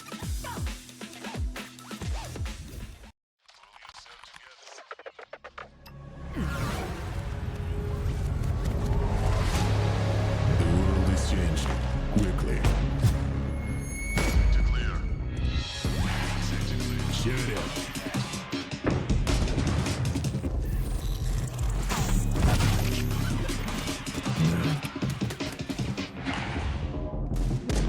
The world is changing, but one thing remains the same. Victories with 1xBet. Since the dawn of CSGO, we have been there. Observers of all that competition can reveal. Elation, fear, triumph, and heartache reach out from every frame. From the small studios and conference rooms to the epic arenas, the feeling is still the same. We live and breathe this game. This was CSGO Through the Lens. Buy now at hltv.org/shop. All right, thanks for sticking with us through the break. Let's keep things trotting along. New FURIA, so we get to see them with skulls in the roster. Obviously, is it Seed? Is it Side? Whatever his name is. So I apologize that I have it incorrect, because I know no matter how I say it, it'll be wrong. as the coach behind them with the multiple analysts feeding the information into his brain. FURIA got to play an awful lot of Nuke during the best of ones. It was the only map they had to play in the format. Mongols even gave it to them when they had the final, where Mongols could have decided between Inferno and Nuke, but they got to play a lot of that. And I think that's where the positives start. Not that they got to play the map a lot of times, that they got to play a technical map. The law of FURIA once would state that they couldn't even land a fucking smoke wall outside, and that they played tactical and thought out Counter-Strike. So I think that what I saw from FURIA is a step in the right direction. It's Fallen getting an opportunity to do what he does, not being hampered by any other fucking crazy kooky ideas that work back at like a Face It final in 2019 or some shit. It's probably ECS, not Face It. Same thing, but different name. And I think overall, it's positive signs for the team. Cello was sick, I believe, at the event, so I'll give him a way off. But yeah, I was happy with FURIA. What did you guys make of their performance? Honestly, the biggest thing that I noticed, I think Kseralta even tweeted about it, is his entry attempts. Did anyone see this? No, he was like top 10 entry fragger or whatever, entry dueler for the event, and that Twitter user Statmeister or something tweeted it, and he retweeted it with something in Portuguese saying like ha ha ha baiter blah blah in a like a jokey manner. But he seems to be a lot more active, and I think that was kind of a question mark of how does Skulls fit into this lineup, considering literally these two players were players that Liquid was looking at for the same role, right? So they obviously have quite a bit of overlap, and it seems like he moved into more aggressive roles. Both CT and T side, he is like top of FURIA for entry attempts. So I think it's just T side, by the way. Just looking through it now. Yeah, but he's at 30. He's at 31% for T side, which is kind of crazy for a player like Kseralta. It's like 16. I forgot now. 16.7%. Okay, pretty middle. But then T side is crazy aggressive. That's art level, but he's actually also getting kills. Yeah. Yeah, he's at 61% success from a rifle position, which is high for anybody going for a lot of openings. I thought we'd see Cello kind of leading the charge in that regard. But the thing is with them, what did they play? 8 maps over the course of the event. So they played a decent lot amount of Mirage of and Nuke. That's pretty much all that they played. They played like one Inferno outside of that. We got a small sample size. I think it's good for them though, and especially with the type of teams that they were beating in that bracket, right? So they lost to NAVI in the opener, the eventual winners, and then they ran the bracket. They beat FlyQuest 13-5. Then the Sashi game was close, and then they beat Mongols. And then they played against Maus, and they even took a map, which was Mirage, which was a map of concern against NAVI. But I guess NAVI are the best Mirage team in the world right now. What are they, 13 in a row on Mirage? Yeah, they've got a bit of a streak. Well, that's kind of crazy. I'm just looking at this. This looks so ridiculous. I was just looking through the separate maps, and it's mainly Nuke where he has that, but there's that one Inferno where he has 42% attempts because he just like in 8 out of the 12 rounds or whatever, or 6 out of the 12 rounds he went for an opening. So that's kind of funny. Yeah, I said I don't have like crazy thoughts on FURIA overall. Like, kind of, as you said, pretty small sample size still, but they look decent, good enough to be interested in what they do next. Yeah, I like, we don't have to go too deep on them because a lot of the positions that Skulls was playing before on Liquid, it looked like he was playing the top side anchor role on Nuke, for example. And yeah, we don't have a big sample size of maps, but I definitely think it's an uptick and it could be a positive going forward for the team. But yeah, I don't know. I don't have a crazy amount to say about it. I think they had some good wins. I know Janko was very, very extremely excited with what he saw. I'm like, okay, happy for you. But he was also a huge art hater. So that's fine. Hoping his chooks come home to roost. All right. Well, should we talk about some other teams and see if we have any causes for concern throughout? Yeah, we can do that. Okay, so one of the teams which I don't know if I want to be critical of them. One of the teams that I don't think will still win a trophy this year is Vitality. Okay. Because the same problems that we saw with them before the break appear to be existing after the break. the collapse that they had was pretty rough, I thought. Like they kind of just disappeared in that VP series, and they're fortunate, I'd say, to eke it through on Mirage in the first place, which was VP's pick, and then they just disappeared on Inferno and Dust 2. So and there was, you know, rumors floating around that I think had some substance to them that they were looking to make a player change throughout the break. And they were unable to stick the landing on that and the direction they wanted to go with that. So that means that they probably weren't the most confident with the way their roster is right now. And to start the season with those problems, they now have to work through them. So I don't know. It's just, I think there's a few things that are not right for Vitality. That's my opinion.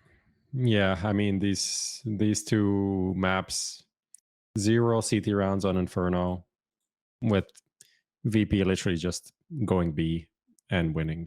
That was kind of sad. That was sad to watch. And then Dust 2, same kind of shit. Horrible CT side. And yeah, actually a really decent ZywOo performance for nothing, for literally nothing. Like none of his teammates went above like a 1-0 rating for the series, which is crazy. And honestly, like watching that game, I remember watching the like first half of Mirage, and VP were doing all of these like fast plays on the T side. The first few rounds, and it looked so so desperate. I was like, oh, this is gonna be this is GG. Like I like halfway through that first map, I'm like, this is such a boring game. Like there's nothing happening here, and then they just get stomped on the next two. That's crazy. Yeah, I wonder if they should, and I wonder if like, people are going to think I'm crazy here, but I wonder if they should swap the positions that like mezii and Spinks play. Okay. I know it seems crazy, but it seems crazy, yeah. I think that... Is it just because you think Spinks is going to play those positions much better rather than mezii will match up to the level that Spinks is showing on his positions, or do you think he's just going to fit? Spinks is meant to be the active lurk, right? Yeah. I don't know if he's active enough as the active lurk. I was actually praising him a little bit throughout some of the games, seeing him taking a few more duels and trying to take some initiative in the play. But I don't know. I don't know. I thought that there's something off with the balance of the team. I think that I would like to see flamesy activated more, and a lot of people just want to point fingers at Apex. I don't think he's like, as someone who was a bit of a tilter and loved a bit of yelling, and had emotional ups and downs while playing. My teammates definitely told me it wasn't easy to play with, but the Vitality guys say, and even ZywOo says it's like, it's fine. But I can't imagine, like, if that's probably the biggest thing that I would say is a detractor for Apex. So otherwise, I don't see, like... He also has some like prime positions right on the CT side. Yeah, but so does Aleksi. Yeah, but I have Aleksi a problem is with winning that tournaments and Apex isn't, so, you know. Yeah, I have a slight problem with that also because of a lot of the time you will see those leaders take up at least some of the really bitchy positions, and you don't really see that so much with Apex. So maybe from that perspective, he could take more of a step back. Problem with him is he cannot fucking sit still a lot of the time, and that's just, it is part of the player that he is, but at the same time, you're in a position where you need to take a step back and kind of allow your other players to be able to do what you're doing on the... I mean, this could be both sides, but CT side especially, because on T side you can kind of just you can get away with it and not having a lot of star positions, and he doesn't really anyway. So that would be just the part of the criticism that will go towards Apex. Otherwise, I agree with you. I think sometimes they like initiative from anybody outside of ZywOo about what they want to, like, if they need somebody to take a risk on the T side, they don't really have that happen a lot of the time. Usually you would expect that to be Spinks, exactly because of what you're saying. He's supposed to be kind of more of an active lurk. And I wonder if that's what that's down to, why nobody's doing that for them when they're in tough spots. Yeah, I think I've spoken about this a couple of times before, but it just, one of the things which I know that the desk was talking about a bit is at least with the Vitality of last season, is they would just do like a lot of these all-ins. Like they would just go hyper aggressive on the CT side and try and win rounds with the pushes. And that way they don't have to worry about playing out mid rounds and decision making and a bit more of the chessboard. And do I need to make a play here? You just remove that autonomy away from your players. Just say, hey, that seems like a crazy philosophy, by the way. If with the players that they have, they should be able to play those rounds. Yeah, and that's like, if I was Vitality, my assumption would have been bringing in mezii would have been able to help with that because of his time in-game leading with Fnatic. Yeah. So having him as the voice. The problem is, to be the voice from the positions that mezii plays is tough. That's why I think if you swap the positions with mezii and Spinx, it would be easier for mezii to be in a position to either make a play or construct a play, right? So because I don't know if Spinx is doing it or not doing it, but if we're talking about players who need it, we know that mezii has the experience in doing that. It's just hard to activate that from the positions that he plays on these maps. So I don't know if that's a solution. Maybe it's a band-aid.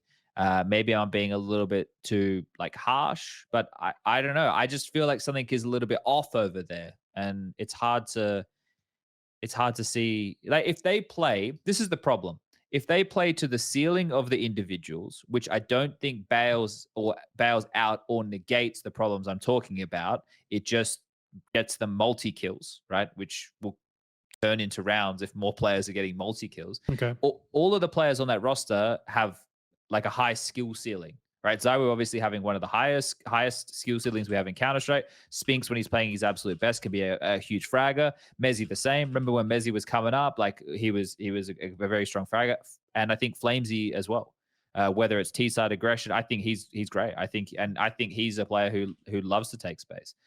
So I think when you connect the fragging output of the team, it can be very good, but that requires the team to play at their ceiling of skill, not at their ceiling of understanding or making those plays, because I think that's what they're missing, is the ability to make those decisions in the game, or the trust being there. And that's why that they sometimes call the way that they call. So I think this is where Magisk is a bit of an anomaly, or a very strong piece in the positions that he played, right? Because similar positions to what mezii was in and what he was able to do. But he's also a 3-time major winner. Actually, sorry, he's a 4-time major winner. Yep. So he is one of the creme de la creme in understanding. He came from the team. Like, that's what Astralis were. They are the team. Like, they were a great team. So that's my little take on Vitality that doesn't really come to any conclusions or answers. But yeah, I mean, it's kind of what you've been saying for a while, and what we've been observing this whole year. There's something not clicking fully, and I don't think at any point we've actually heard anything being addressed from their side, like anything more than, you know, the general PR talk. I didn't really hear anything that explained what's going on, but we will sooner or later, I think. Okay. Anyone have any concerns with Spirit? They lost to a new G2. Any concerns? Anything anyone wants to say about Spirit? Because for me, it's just like, okay, they lost. Like, I don't really read into it. Yeah, I mean, a lot of people are kind of pointing out donk and that being his worst event, but I mean, it is effectively 2 maps where he kind of disappeared. So is it a concern for a player that's number one? But as we saw with m0NESY, even these guys have off series, you know, it happens. I know it's been happening a little bit more with donk, so of course that's going to play into the discussion that Maniac was talking about. You know, if he has more off events where he doesn't keep this distance that he created ever since Katowice, you know, then obviously we're gonna get into the conversation by the end of the year if he still is in the prime position, at least as he has been so far. Is it a concern? I was talking about how I think he got kind of caught off by mobs in a couple of situations and on Mirage, and I wonder if that just had to do with prep. He didn't seem like he was doing the same things as he has been so far, where I was even looking through his opening attempts, because when I was watching that series against G2, it just didn't feel like he was making the same plays, or he was being set up for the same plays. And that also seemed to be reflected in the opening attempts, because his average on T side is something like 30%, but for the event it was 24 or somewhere along those lines, 23 or something like that, which is, you know, it is a couple of series, so, and it can be down to maps as well, but it is a noticeable enough drop that like where does that even come from? Like, why did this happen? Why didn't he go for so many plays? Did they try to switch things up that didn't work out, or why did that happen? I'm not sure. Is it because Nico was using the snap tap keyboard? And Donk isn't, or I don't know if Donk is. no, I don't is think it? Donk is at the moment. Apparently yeah. not.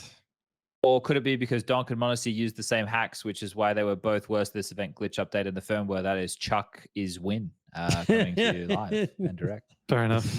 I was like, did you just make this up? But it's too quick. Too deep, too intricate for you to just make it up on the spot. Anyway, how's being imprisoned by the Finnish kebab guy? Well, at least he fed me kebabs. So that was all right. But he tried to kill you with them, so I'm not so sure if that's Look, I think it's only if you're eating kebabs for like weeks with nothing else that you would die, right? If it's just one day and Navi come out as number one, he releases you, you're just very well fed, and that's it. Yeah, I only had a couple, so it wasn't too bad. And I was pretty hungry. It was a travel day anyway, so normally I don't eat on those days. So it's just, got some food in me and we're all good. I survived. What about FaZe, guys? Because people memeing about fucking ropz and a Porsche. I don't think I can't take. I just have to say, this has nothing to do with it. I actually think it's almost kind of disrespectful to this guy who is a model professional before everything else, and being like, oh, he has a nice car. That's the reason why he sucks. Out of all the players, you think ropz is gonna like lose interest in Counter-Strike because he didn't have money before this. He never enjoyed anything. He couldn't afford anything until this exact moment when he bought a Porsche. Like, what are we talking about? I know it's like 50% meme, but I feel like 50% has this like, oh, he has money, we should kind of rip into him somehow, because God forbid a guy enjoys something for fucking once in his life and shares that. He just shared like 2 photos. He wasn't flexing on people. He was like, this is what I worked for so hard. It's nice. I fulfilled my dream, and everybody's like, good for you little shit. Yeah, go fuck yourself. And I hope you suck at the game. And now you suck at the game. You have a Porsche, but you suck. Everyone's so fucking happy because I don't have a Porsche.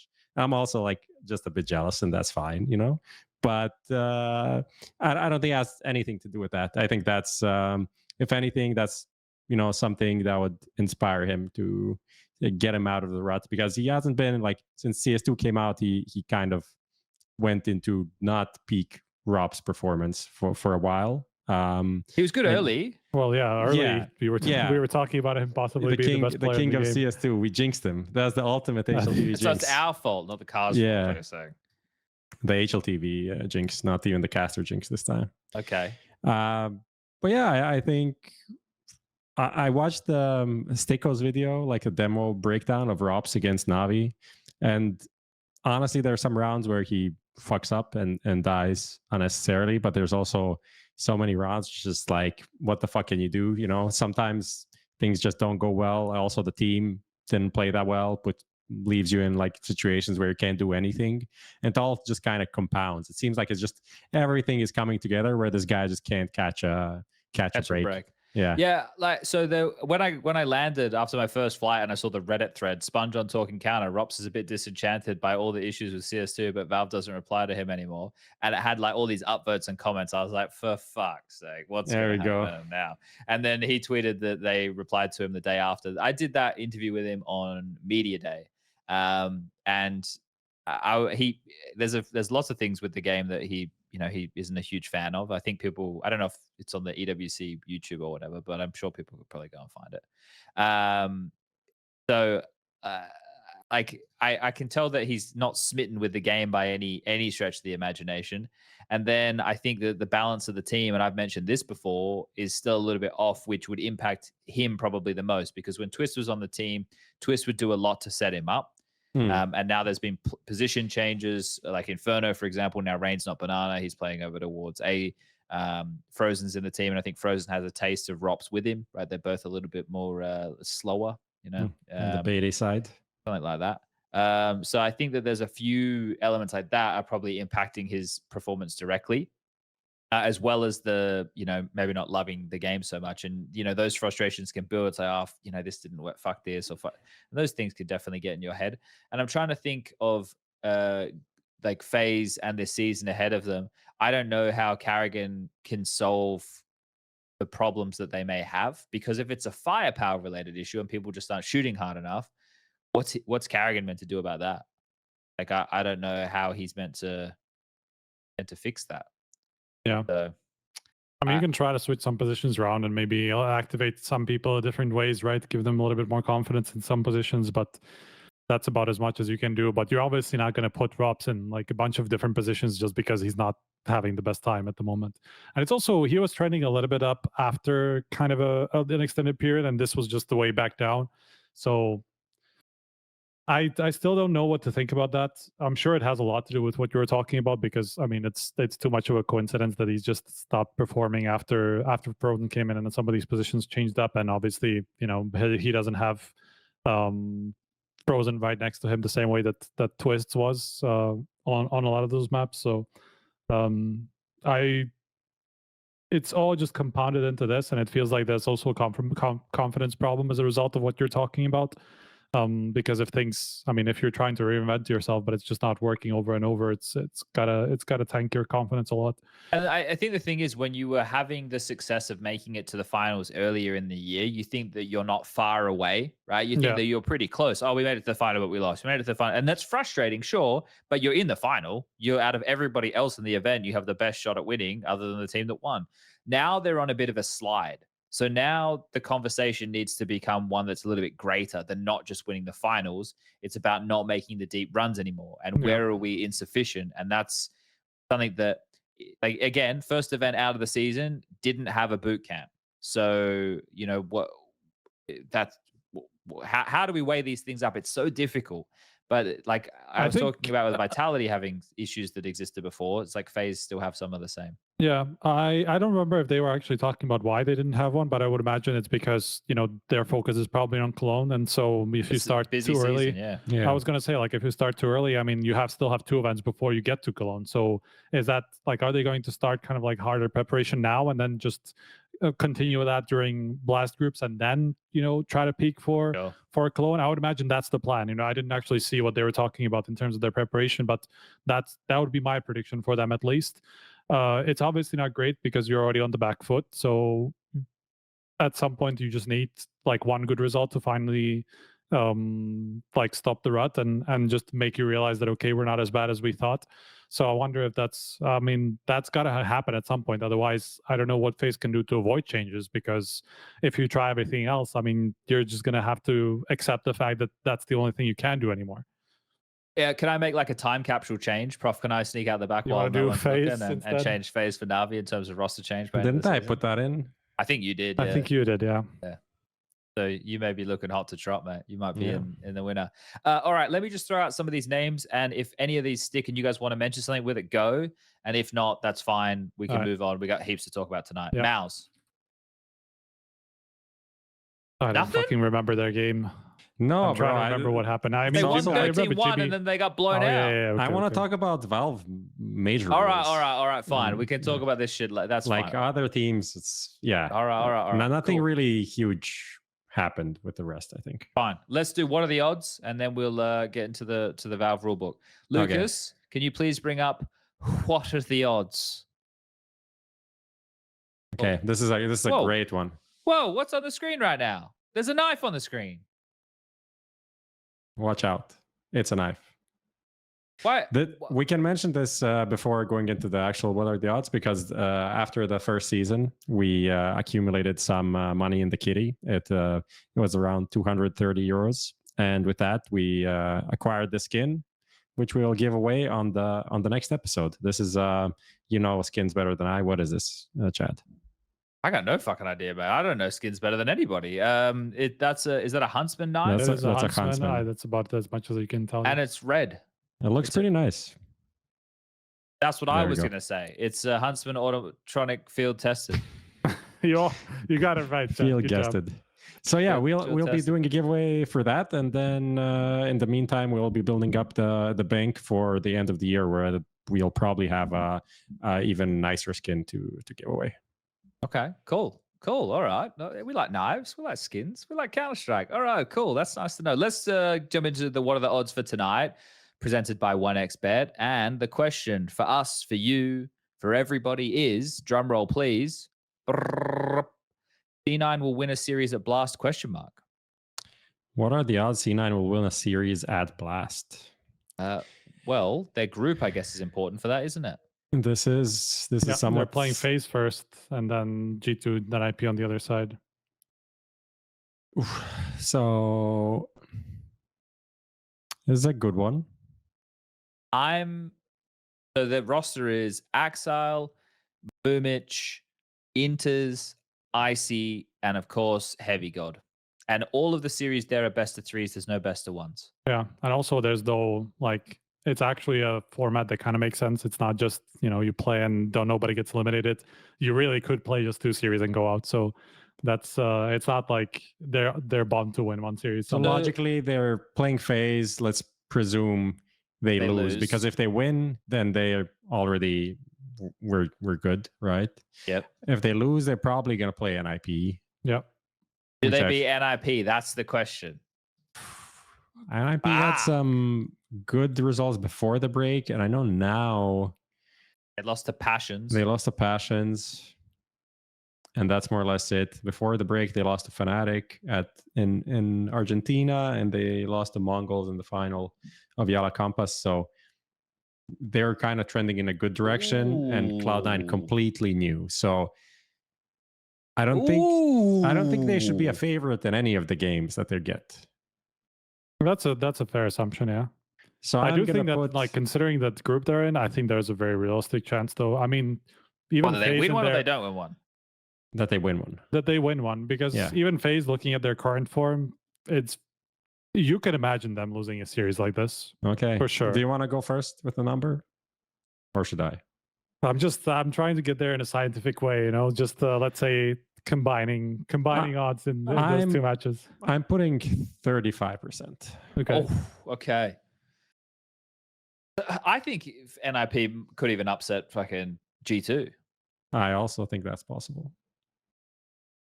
But so if I think that NIP could upset G2, then I also think that Cloud9 could upset G2. Why is that logic relevant to anything? Because you literally have not seen IP.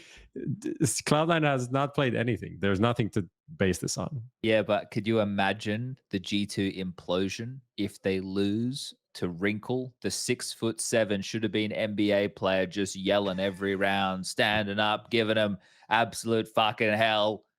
Honestly, smashing Wrinkle the desk. said he could destroy Wonderful, so probably can destroy Monacy as well. I wanted to go like 30%, but now I don't know. Oh, I'm gonna give it like a decent. I don't want to go fucking straight down the middle, but I want to give it like a decent 45%. I'm gonna 45%. 45%. I think it just goes. Wait, but fucking NIP play a bit of Ancient, don't they? Like, we haven't had to talk about NIP in years, but they play a bit of Ancient. I think so. Okay. They play 9 wins, 4 losses.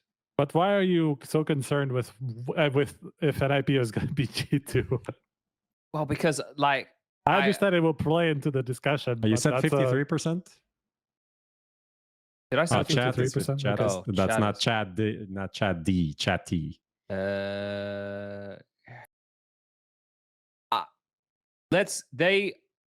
My gut, I'm gonna go with my gut. I'm gonna go with what my gut told me when we started this conversation. And if my gut is wrong, it normally is, then I'll be right. I told you so. So I'm right either way here. 30% chance. 30. Okay. I thought you were gonna go the other way. No, because I was talking myself into a world where G2 lose to NIP and then Cloud9 beat G2. But but that world exists. I thought the entire reason for this was that, if NIP beat G2, then Cloud9 is not going to beat not going to win a series because they're going to have to beat G2. Come on now, they'll be melting down, mate. They won't be able to keep it together. They'll be fucking coming apart at the seams. Man, Jesus. don't have any weaknesses. They just made the final, bro. Why are you such a hater? Because it's gonna be such a sharp way down. You know that Okay. what goes up must come down. Fair enough. All right. So what do we end up with? What's our overall percentile? 41% yes, 59% no. Well, I wouldn't say we're sleeping on Cloud9. We're not completely sleeping. We're just not too optimistic. We just know that it's a new roster, and I mean, it's not it's not hate or growing anything. pains. No hate. Just reciprocate. Yeah. I love it how they all think, oh, this I was nice to the Axel guy. I'll try and be nice to this no quarter guy. This fucking gremlin, bro, in the HLTV comments has to be one of my least favorite HLTV users. The unhinged things that he projects onto me about, he has a Serbian flag. He thinks I fucking hate G2. Like, he's actually fucked in the head. I'm going to Why do you hate G2 though? Oh, mate. I don't know why, it's just their fucking logo. It's the Monacy doesn't shine, that Sean Monacy, dude, fucking hell. That guy really irks me. He doesn't stop. He's in the forums all day, every day. It's out of control. It's fucking out of control. All right, let's get into the fun conversation, shall we? Yeah, I mean, in line with what I was talking about, we should not give a shit about community opinion. I care about all of their opinions, Striker, each and individually. All right. Let's get into this, shall we? Let's get into this fun bit. Okay, so we're gonna get into the Valve changes for those of you who missed it. Well, I guess they're not changes. They've announced the rule book for how the tournaments will function next year, and I have read this probably 4 or 5 times now. And you still have no idea what's going on. No, I have an idea, but the problem is, because I have an idea, I fail to see how this is going to work. Yeah. That is the problem I have. Because I've read it too many times, and I'm like, but I'm poking holes in it constantly. So if we just start on every read, I guess. If we just start thumbs up or thumbs down, can we just start with this? Thumbs down. I'm saying thumbs down. What do you think, Striker? Thumbs up or thumbs down? No explanation. We can argue later. Overall, down. Yeah.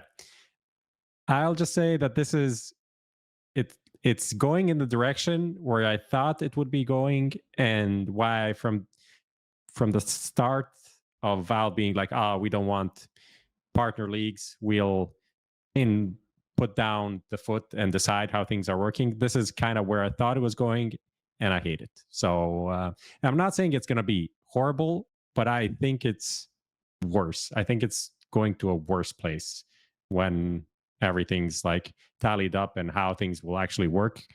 I don't see how this is better than what we had before. Well, obviously they had to do something, right, to fit in line with what the plans were going to be for removing the RMRs and the way the major qualification. And I think that the idea of that is a good idea, right? That the rankings would overall determine who gets invited to what events and this, that, and the other. And I was a big defender of the let's not overreact, right? I already knew that the writing was on the wall regarding the RMRs, and that means the open qualifiers were going to go with it. So when every overreact Andy was going off their tree about no open qualifiers for the major, I was like, it's going to be fine. Valve are going to want to keep this as open as possible. But now that I've seen this Didn't come exactly out, happen, did it? Exactly. Now I'm like, I was wrong. Valve are not doing everything in their power to make sure that it stays as open as possible. I thought every event would have something like 50% of the teams that compete in the event have to come through open qualifiers of some variety. I don't care how we get there, right? But there would have been some elements, some components that would mean open qualifiers would have to be run to get you there, which would then keep rank mobility as a very fluid possibility, because teams from all different countries and formations and whatever would have opportunities to play in all these different qualifiers. Now, would that mean there would be a shitload of open qualifiers year round? Yes. But it also would have meant that it would make up for the void that misses with the magic of open qualifiers for major runs. Because if a team is good enough to break through, then they could have. I was fucking baffled when we were doing the live show in London and the Blast stuff dropped. And we were reading through it and we didn't have an opportunity to read. But I was like, but how is that going to work? Like, how do they do this Rivals event with only 8 teams invited? How do they need to qualify teams? Like they can't just only be invited, because then that's making it more cyclical than it was before, and they're going to get points. And then it didn't make any sense. And it still doesn't make any sense.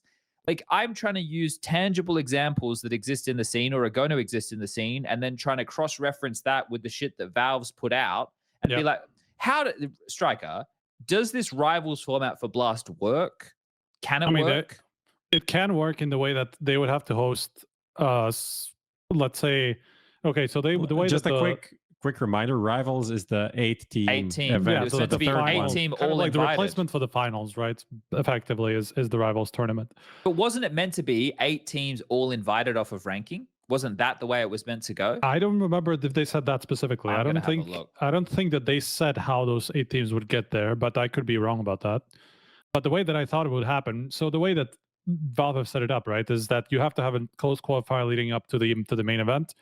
So assuming they have a main event of 8 teams, they have to have a close qualifier of at least 8 additional teams, which is like they can invite us up to 4 teams directly to the Rivals, and then the other 12 would have to, at least another 12 would have to play in a close qualifier to determine the other 4 spots. So because the absolute minimum of teams that you can invite to the main event and close qualifier combined is 16.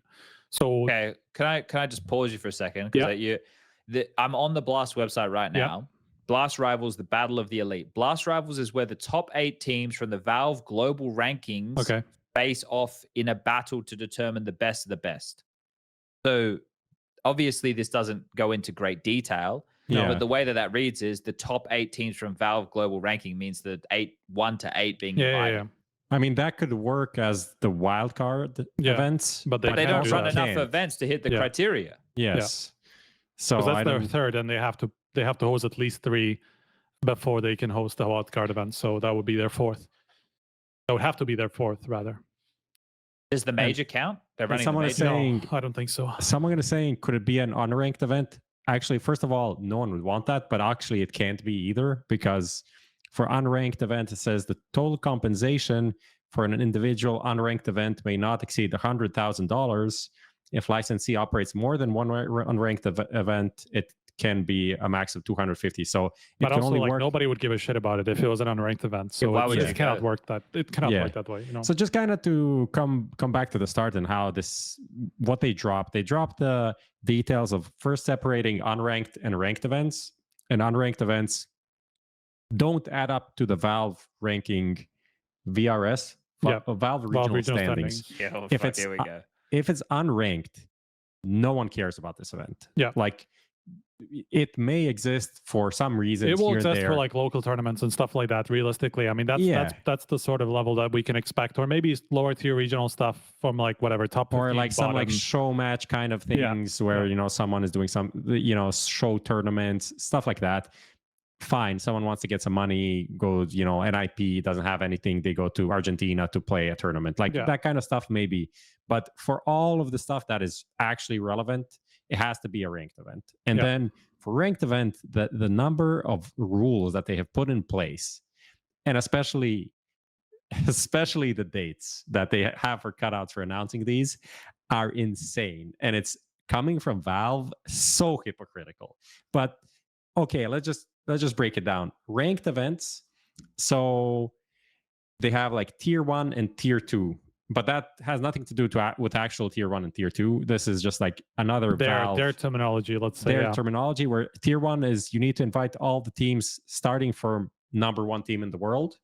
And then for tier 2, you start with number 9 in the world. That's the main difference, and everything else pretty much the same in terms of these separators. And I guess this also kind of somehow impacts the points that are given away.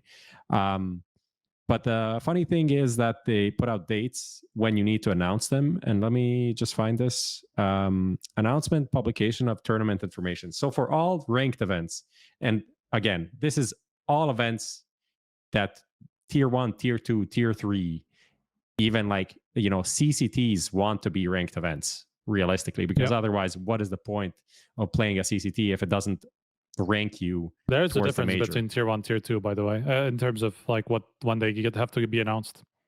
It says There's a 3 months before tier 2 events, but the tier 1s are the up to 2 years ahead of time. Yeah, the tier 1 events are, so like for next year, you need to do it until September 1st. Yeah, that's also something important, by the way, to say. So in the next month, we will hear everything about every tournament that Will we hear, or do they just have to tell Valve? No, I think it's at least they have to be. It's like a part of the announcement date, right? So I think that's those things they have to announce.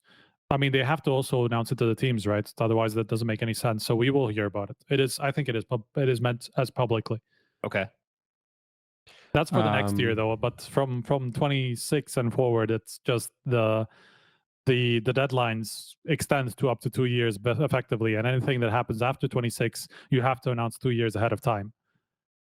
Which is like, you don't have to announce all the details, but at least you have to announce what the tournament is and what kind of tier it's going to be, I think, or something like that. Even like the tournament operator. Yeah. So for next year, it needs to be up till September of this year, and then for the 2026, it needs to be done before 1st of January next year, right? Yes. So you need to literally more than a year in advance announce the dates, and then additional information for tier 1 events like location, number of rosters, blah blah. 12 months before. I think this is like, these are not open qualifiers as well, right? These are not standards Valve holds themselves against. For majors. Maybe they will now, right? Like, well, they have been trending towards a better direction, at least, because the last couple of majors they announced quite a long way ahead of time. I mean, obviously the first CS2 major was announced almost a year ahead of time, right? It was something like that. I think it was the plan for them to trend in that direction before the pandemic. Like, that's at least what I was hearing. And then the pandy happened, and then obviously things have been a little bit stifled since then. But like, because I agree with you, Prof, it does seem very hypocritical if they don't do it themselves, but they're demanding this from third-party TOs. It's kind of like, what the fuck? Like, how can you possibly request that when you yourself can't even spend the time to do it on your? Because that for me starts to be one of the big questions. Is all of this, like, not just to do with the scheduling, all of this requires more oversight from Valve. And the reason I didn't want to talk about this Skyesports thing, whatever the fuck it's called, earlier, is because it has a very good link for what we're talking about right now. Like, this type of an event where teams are going to go to and they have tables with fucking nails in them. The PCs have different specs. There's power and internet issues. BetBoomer pulled out. These have implications on the rankings, which then has implications on where they may end up regarding a major. And the event is a fucking shit show. Like, Valve going to then go, okay, this event was so dog shit that it won't count. Like, that means somebody has to have hands on. That's a whole nother job. But also these will have to get the license, right? And so there's got to be but they fucking hand it out like candy. The issue that's the problem I have with this is because because you cannot be a CCT organizer and basically host unranked events, because first of all, their budgets exceed that by, I don't know, like a multiplier of 5 or something like that. I think their budget for the year was like $1.5 million when the limit is 250K. And second of all, nobody will give a shit about their tier 2 events if they don't count towards ranking. They're not going to matter. They can play them for whatever, just for form, for some officials and whatever, but they're not really no teams are going to care about their circuit unless they're a ranked event. And so if all of these tournaments, all of these CCTs, of everything is going to have to be classified as a tier 2 event, how the hell are Valve even supposed to try to keep track of everything? First of all, hand out all those licenses, but second of all, try to keep track of all the rules that are in place. And if those tournament organizers are keeping up with them, all these conflicts of interest rules, if they're actually holding these teams to those sort of standards, if they can, because they all have to declare everything the same way that we see with the majors. If there are any sort of conflicts of interest, they have to be declared. They cannot exist past a certain point, So all these things that count for the majors now, they're going to have to count for all these events, even down to the tier 2. And so, like, does Valve just think the community will keep these tournaments up to standards just because every time somebody steps out of line, somebody will point it out? Is that what they're counting on? Because that's the only way I can see there being any sort of oversight, because they're not going to do it. Like, I can tell you that much. They're maybe going to be able to keep track of the 25 events that are going to take place next year alone, but imagine the 50 plus more events that are going to have to be ranked in some way from next year forward every single year. Like, it's impossible to keep track of. And it's, you know, that these tournament organizers will step out of line. They will in some way either misunderstand the rules or like something they're going to try to misconstrue them. Exactly. They're intentionally going to try to play around them.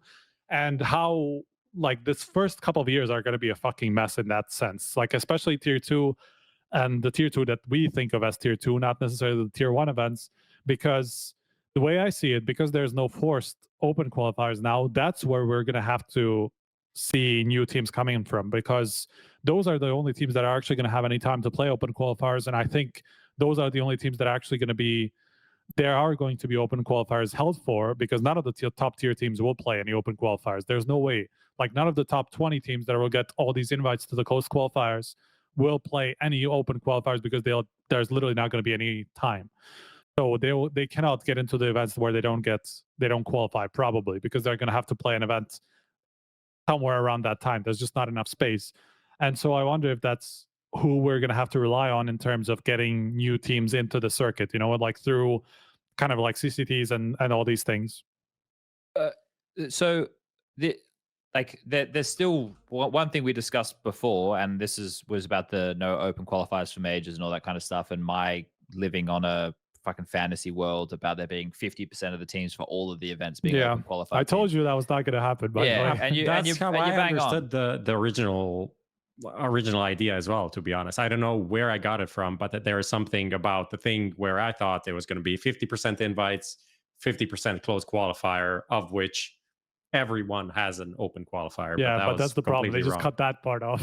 Yeah. The thing with this is there is still the ability for teams to move up and down the rankings, right? With the tier 2 and the way that you're pointing this out, but it's going to be much slower, isn't it? Like it's going to be quite difficult. There's a guy in chat who must be like a Valve idealist, right? Matori. He thinks that everything is sponge.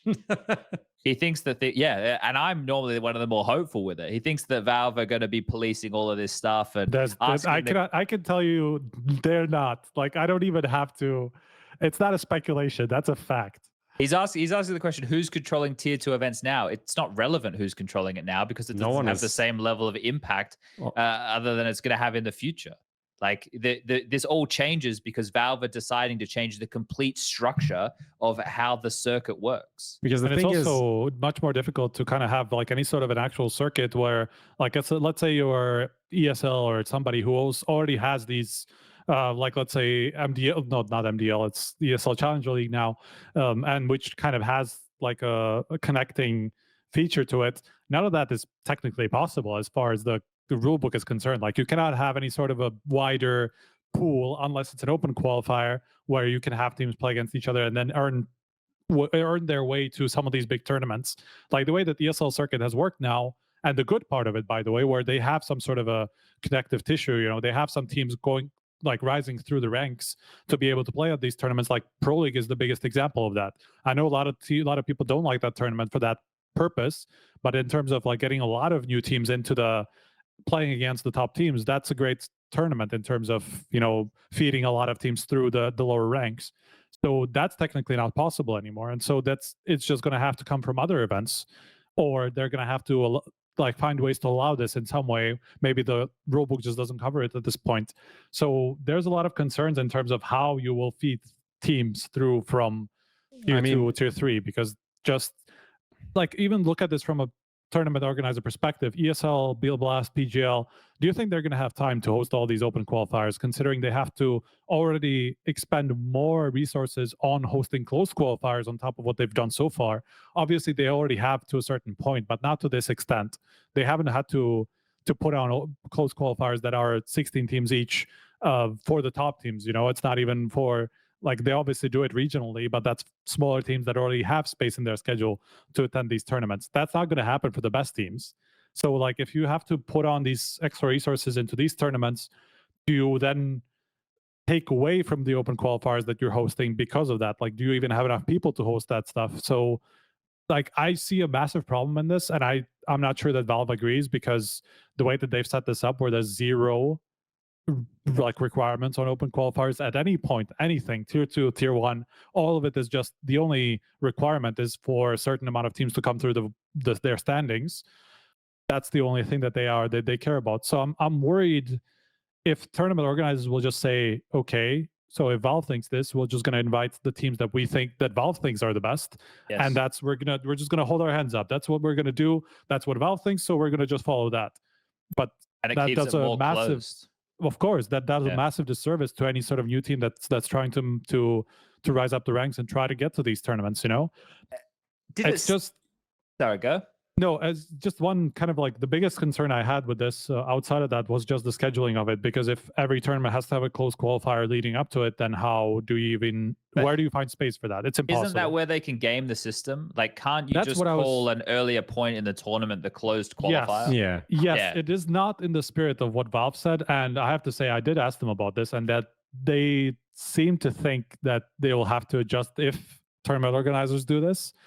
But isn't that what Blast is doing with the bounty format? It is effectively what they're doing. But then again, that's like 32 teams at the beginning. So like, is that a problem that it's a close, like, do you think it's not a close qualifier? It's online as well. I mean, I think that's kind of in the spirit of what Valve intended to do in terms of like having enough teams but it's converge not in one place. That way, is it? Of course it's not. But I mean, Blast will always try to game it in a way where they will try to make something look more important than it realistically is. You know, they're not going to say their bounty is a qualifier to the 8-team event that they have at the end of it, you know. So that, by the way, that how that works, I'm not sure. But let's just stick into the point I was trying to make. You will, like, if I was a tournament organizer, I would try to game the system exactly because it's impossible to follow it at this point, because you can't, there's nowhere you can put close qualifiers at this point unless you just reserve 2 weeks for yourself and you hold the close qualifier in some way in the first few days and then like fly the teams there. But from a logistical perspective, that is a fucking nightmare. That's not going to happen. Yeah, but do you think that's why PGL etched out such lengthy periods for their events? The way I think we'll do it, I think PGL will do some sort of formats where they will just have it all as part of one thing. You know, they will just have it all on LAN or on like a studio in Romania, and then like a bigger event at the end of it.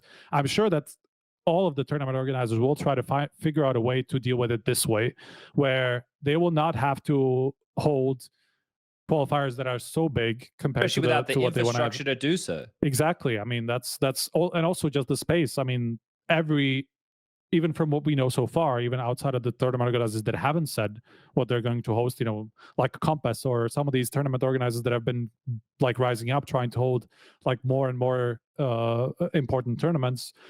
We already have 23, I think, tournaments next year, and most of them hold 2 weeks. So that's literally the entire year that you have already scheduled up. There's like 2 weeks of breaks, and that's all before the major.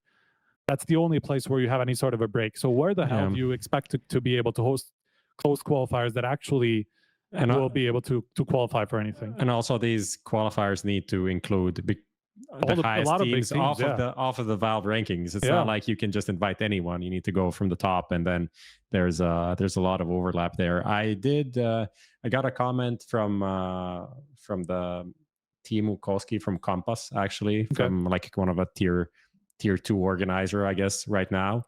I was just curious what their thoughts were on how everything's shaping up, and they said, like, from our POV, it's good as we are ready for this update based on like the original guidelines that are coming. But for any new TO, it might be very hard to get into the space now because it takes a long time to negotiate with, let's say, a city or a government to get an agreement, sometimes years, and then having to announce 2 years in advance for the location for, let's say, 2027. I'm not sure the location is necessary. Location is not. That's location like is not months, necessary, right? But dates are, and like you can't really of course, announce a date if you don't have if you don't have a location. It doesn't really make sense, because then you might need to go somewhere else. So it kind of goes hand in hand. Not really sure how the limitation of prize pool on tier 2 events will work specifically for new teams entering CS2, as prize money has been the main driver for many new new orgs coming in, right? So is there a prize pool limit? There's no limit. And as far as I can understand, the limit that's been rumored is not actually true. Yeah, I think what he was referring to is the non-licensed, non-ranked events, probably that are limited, right? And Yeah, and then he says transparency and performance-based invites I'm in favor of, but we might run into an issue where teams will have a hard time to qualify for any tier 1 events and we'll just end up seeing only the same teams in every tournament. And when this is my main concern, especially with like if let's say the top 8 teams accept invites to the every big event. Yeah. And then out of these top 8 teams, 6 or 7 or 5 end up actually top 8 from a 16-team tournament. There's going to be like minimal change. Obviously, there's going to be bigger runs. There's going to be upsets and all of these things, but it's going to be pretty stacked at the top. Where how do you upset that order? It's going to be. I don't think that the absolute top is going to be a problem because a lot of them will skip a lot. I think that's going to come into play. I don't expect like a FaZe to attend like 20 of these 23 events. I would imagine like somewhere around 15, 16, whatever. Like they're going to skip a decent amount, especially some of these teams that are quite careful about it. Like Astralis are probably a good example, that have been historically really focused on being able to focus on the right things. Spirit are skipping Rio now as well. Yeah. I mean, they've also done a couple of those. So that's going to come into play for the absolute top. I think the problem is more in the middle from like the 10th to 20th place, where all those teams were basically going to have to say yes to everything, because then they are in danger of missing out, dropping out of that, like where you get invited to everything and you can no longer have a choice of the matter. You can't choose suddenly to skip because that's your next opportunity, like, and you want to stay in that spot. I think the top teams are going to be fine. They're going to be able to handle this without any sort of a problem. And the difference or the order can change there quite easily. And that's probably also how we get a few more new teams every time into the circuit, at least from the Valve rankings. I'm not talking about entirely new teams because 5 of this 24 teams that you would need to invite for the IEM, for example, they will deny. So then you get 5 new teams from lower down, and then maybe some of it is going to come from an open qualifier. ESL will still hold something, because realistically, like these open qualifiers, as much as I said I expect them to be hosted less, they're not hosted for the top teams. There's going to be space for them to be hosted for regions, because those teams are not going to be playing at all these events. They're not going to be invited to all these events. There's going to be space for them as much as there has been so far. So I see that there's going to be some level of new teams coming in, and basically at every tournament, because we're just not going to have events like now where we have all 16 teams all top 16 teams taking part in like almost every top event. That's what we see right now. It's just not going to happen next year.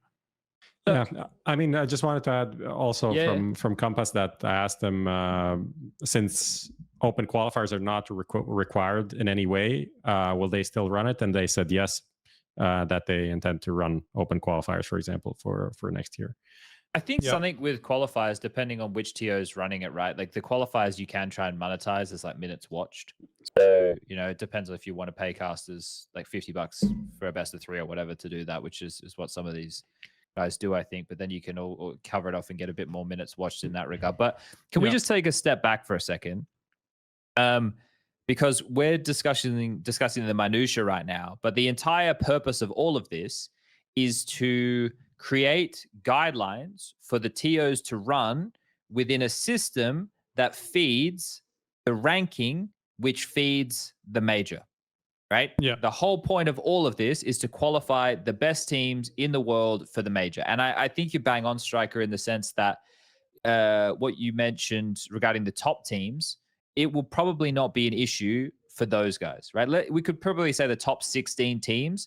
Like obviously, as you get further down, from 14 to 18, it becomes blurrier or whatever. But the teams that we would expect, I think those are the teams that we're going to get, right? But like the murkiness is going to be, I assume that they're still going to facilitate the major with like regional representatives, right? Like we do at the moment. I don't think that's going to change.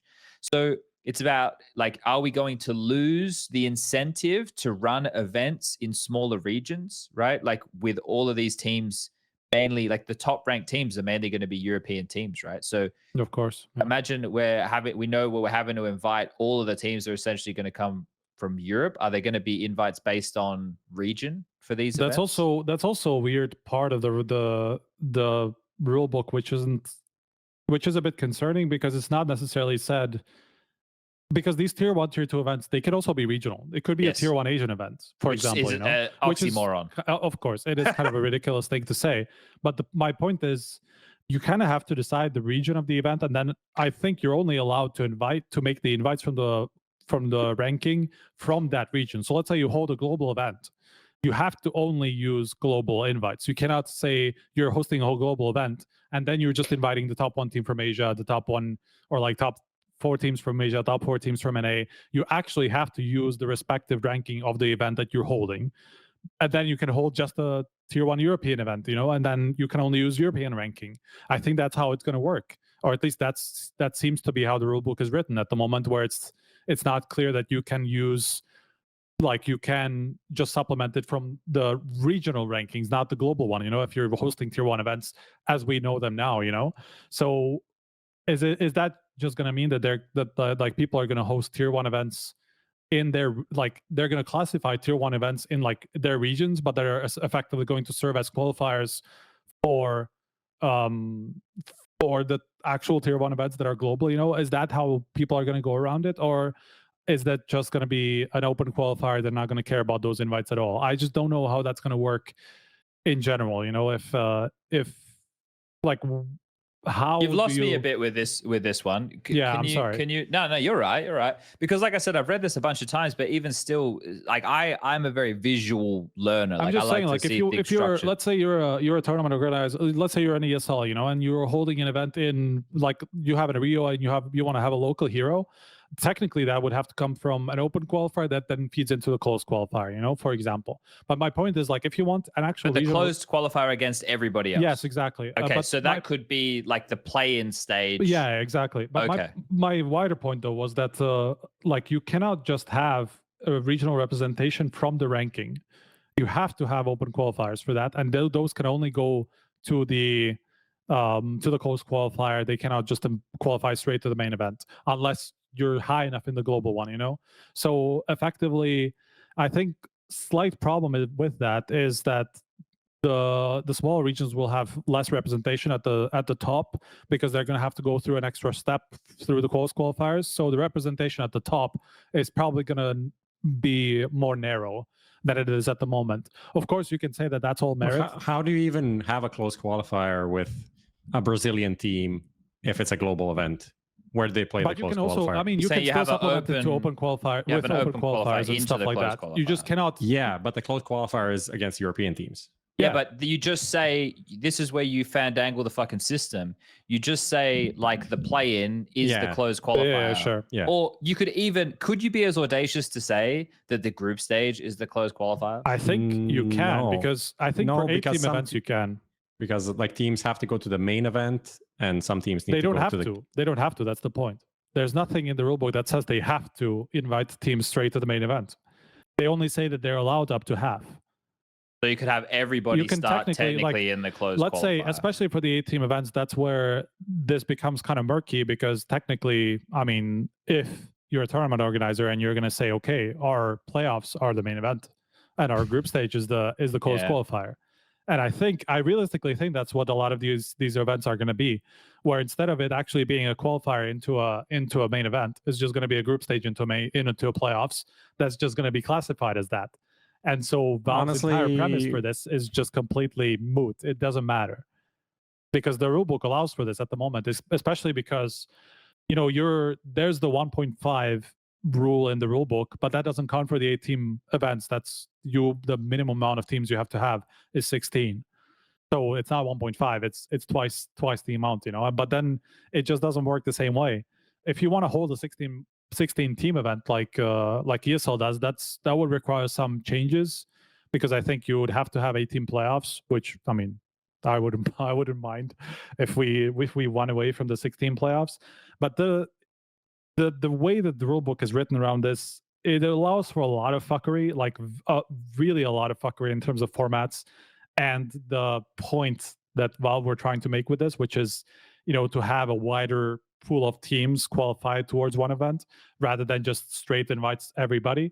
But realistically, that's just what's going to happen. Like, I can guarantee you half of the events that we're going to see next year are not going to be real close qualifiers into a main event type situation. I think it's going to be something like this, where somebody games the system, and then Valve we're going to have to react to this. But that's, by the way, that's nothing bad about the organizers. They just need to play by. They just want to play by the rules in a way where it suits them the best. Because I told you, like, hosting close qualifiers for every event is crazy. Like, it's really taking up shitloads of schedule, a lot of resources. It's going to be very difficult to comply with these rules as they are intended. I just have a big problem with that. Vigilante D, licensee may allow the invited roster with the highest qualifying rank to directly proceed to the main event, filling up to half of the main event positions. Yeah, allow. Right there. May allow and up to 8. So it's not. There's no strictness. We're not saying, Vigilante. We're not saying that you can't invite them to the main event. What we're saying is that you could just invite them. Yeah, to keep it as the group stage qualifier. Yes. Yeah, I mean, in the announcement article, I even put up the example. Like Katowice and Cologne can function exactly the same way that it has so far. Yes, because exactly the same way, because that's perfect. It's basically the blueprint for this rule. I mean, that's basically how it works. Obviously, ESL is not going to be happy about calling their plane a qualifier again, as we have been saying that it is.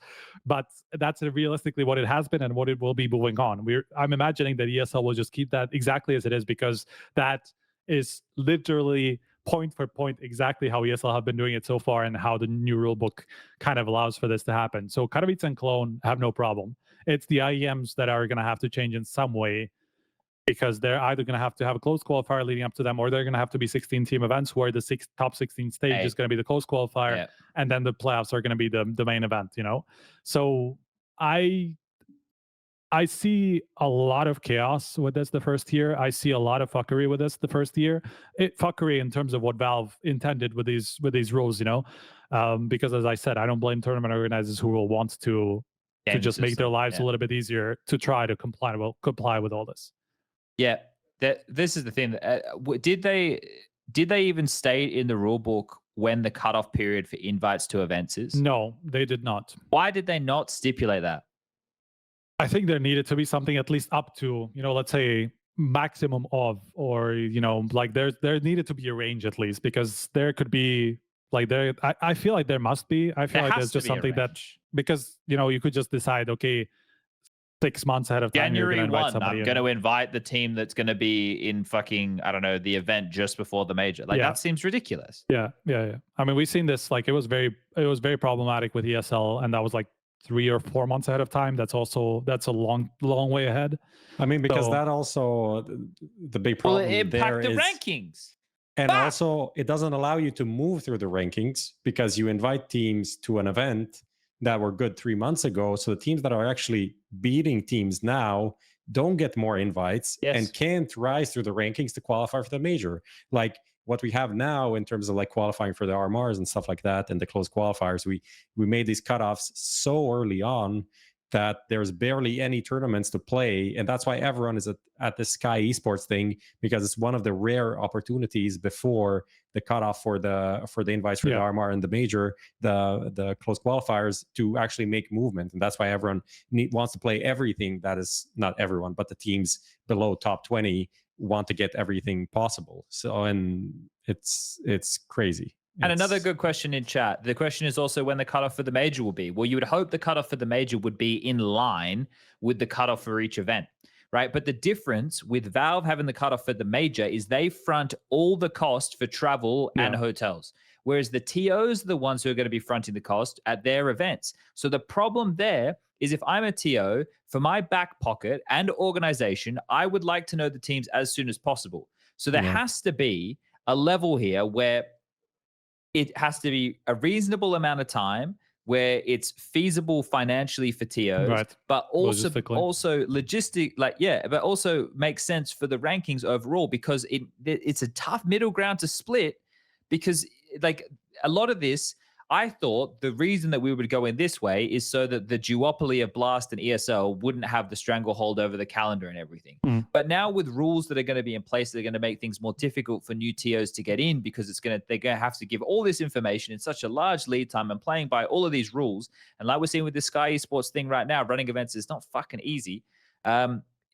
that's not an excuse for them, by the way, then that's going to be tough. And then saying, hey, you have to invite these teams 30 days before, so they're going to have to potentially front up larger costs or whatever. I mean, I don't think that, I think it's exactly, it's at the moment is not 100% specific exactly because they wouldn't want to limit it in some egregious way exactly because of that. Because then, also tournament organizers need to know, like, kind of in advance which teams they would want to invite. Also, like, let's say you're a tournament organizer, and you're going to see that you're going to host a tournament in Brazil.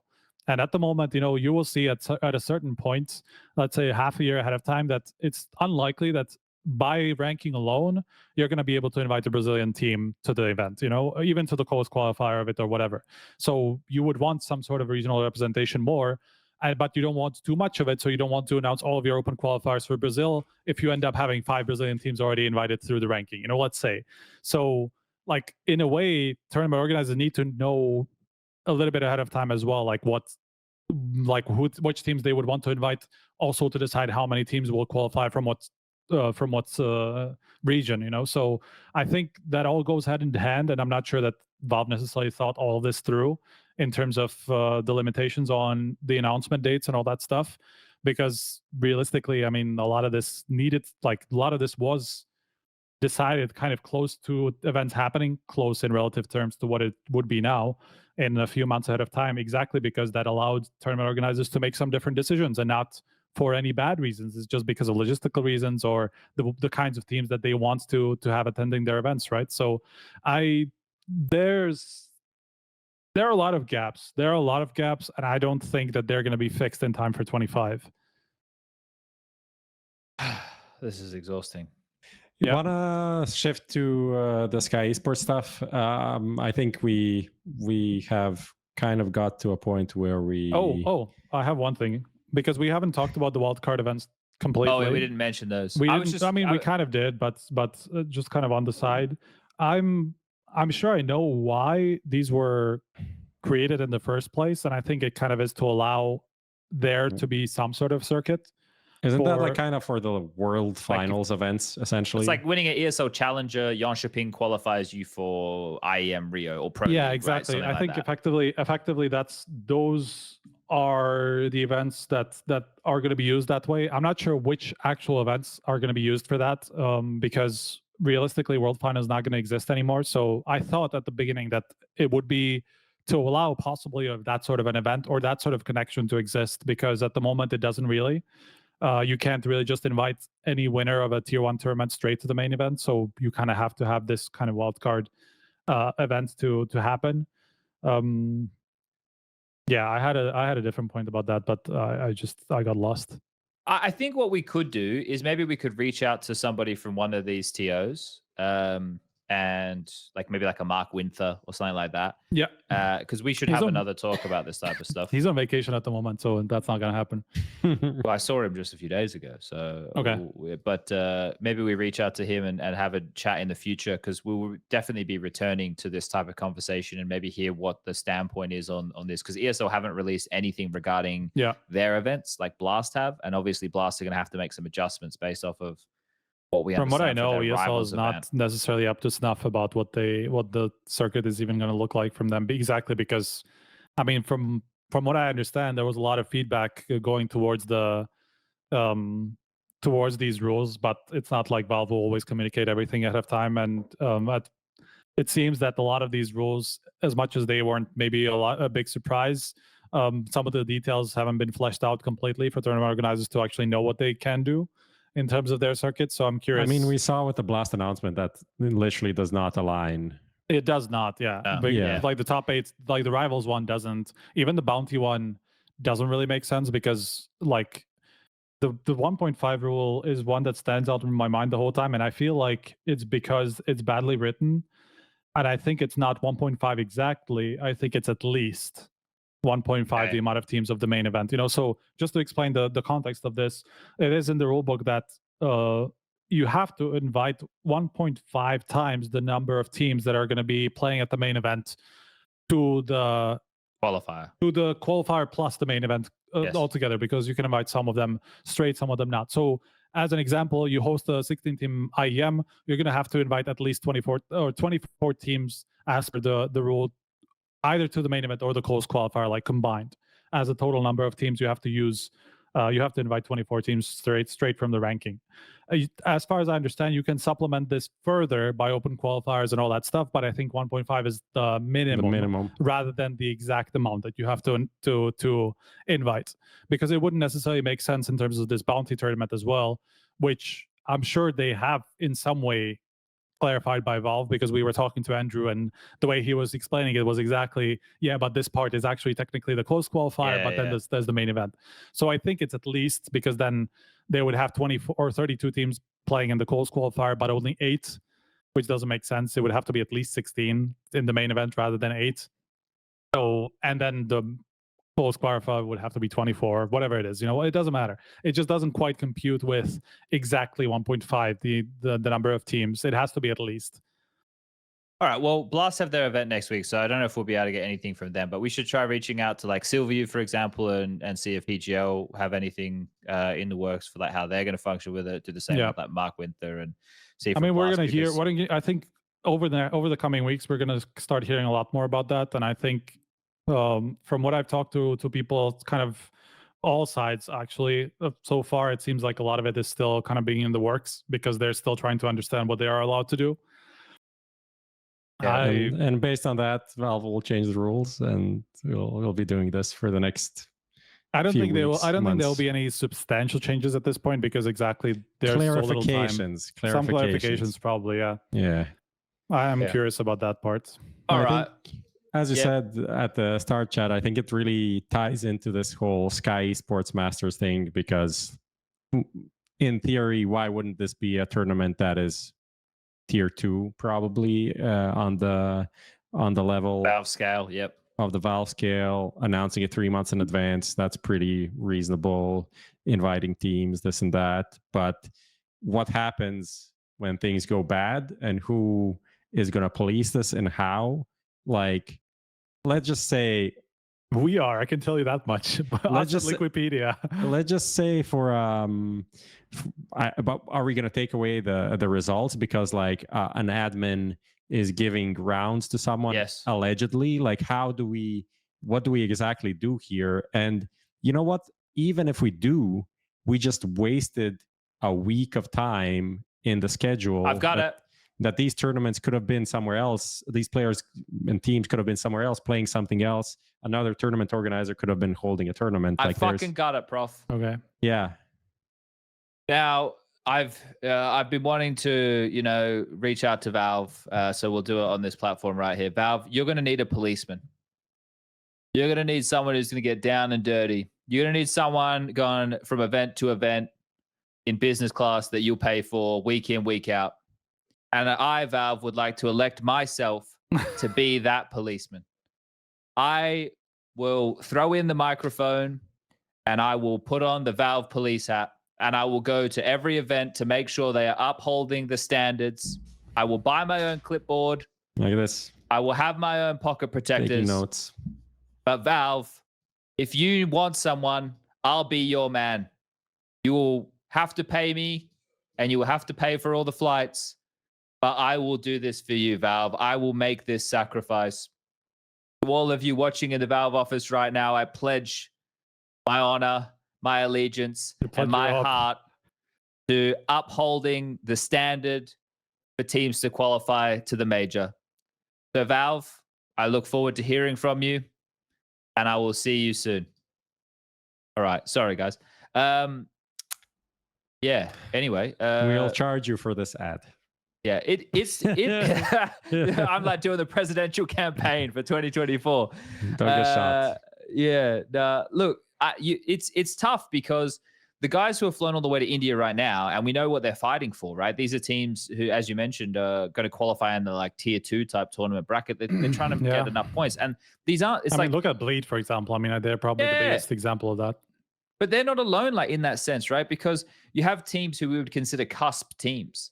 Like, who else is on here that would be considered a cusp team? Like BetBoom to some degree would be like a cusp team, depending on the like amount. They will get invited to the close qualifier regardless, right? But they're still on the cusp, right? Like, I mean, I don't know what they are in Valve, but in ours there's number 20.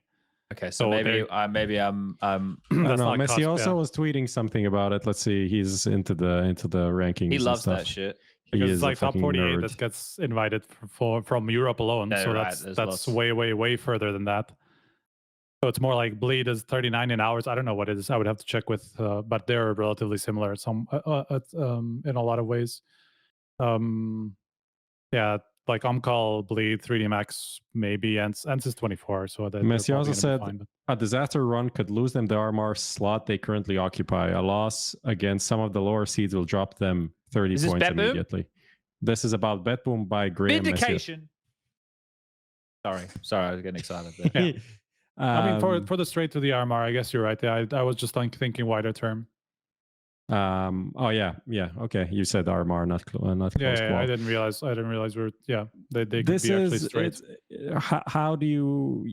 And this is the problem that Valve need to accept the responsibility now. They can't be just like, it's an open circuit, everything. No, you have made these events a part of your ranking. You've selected them. You're not selected, but approved them.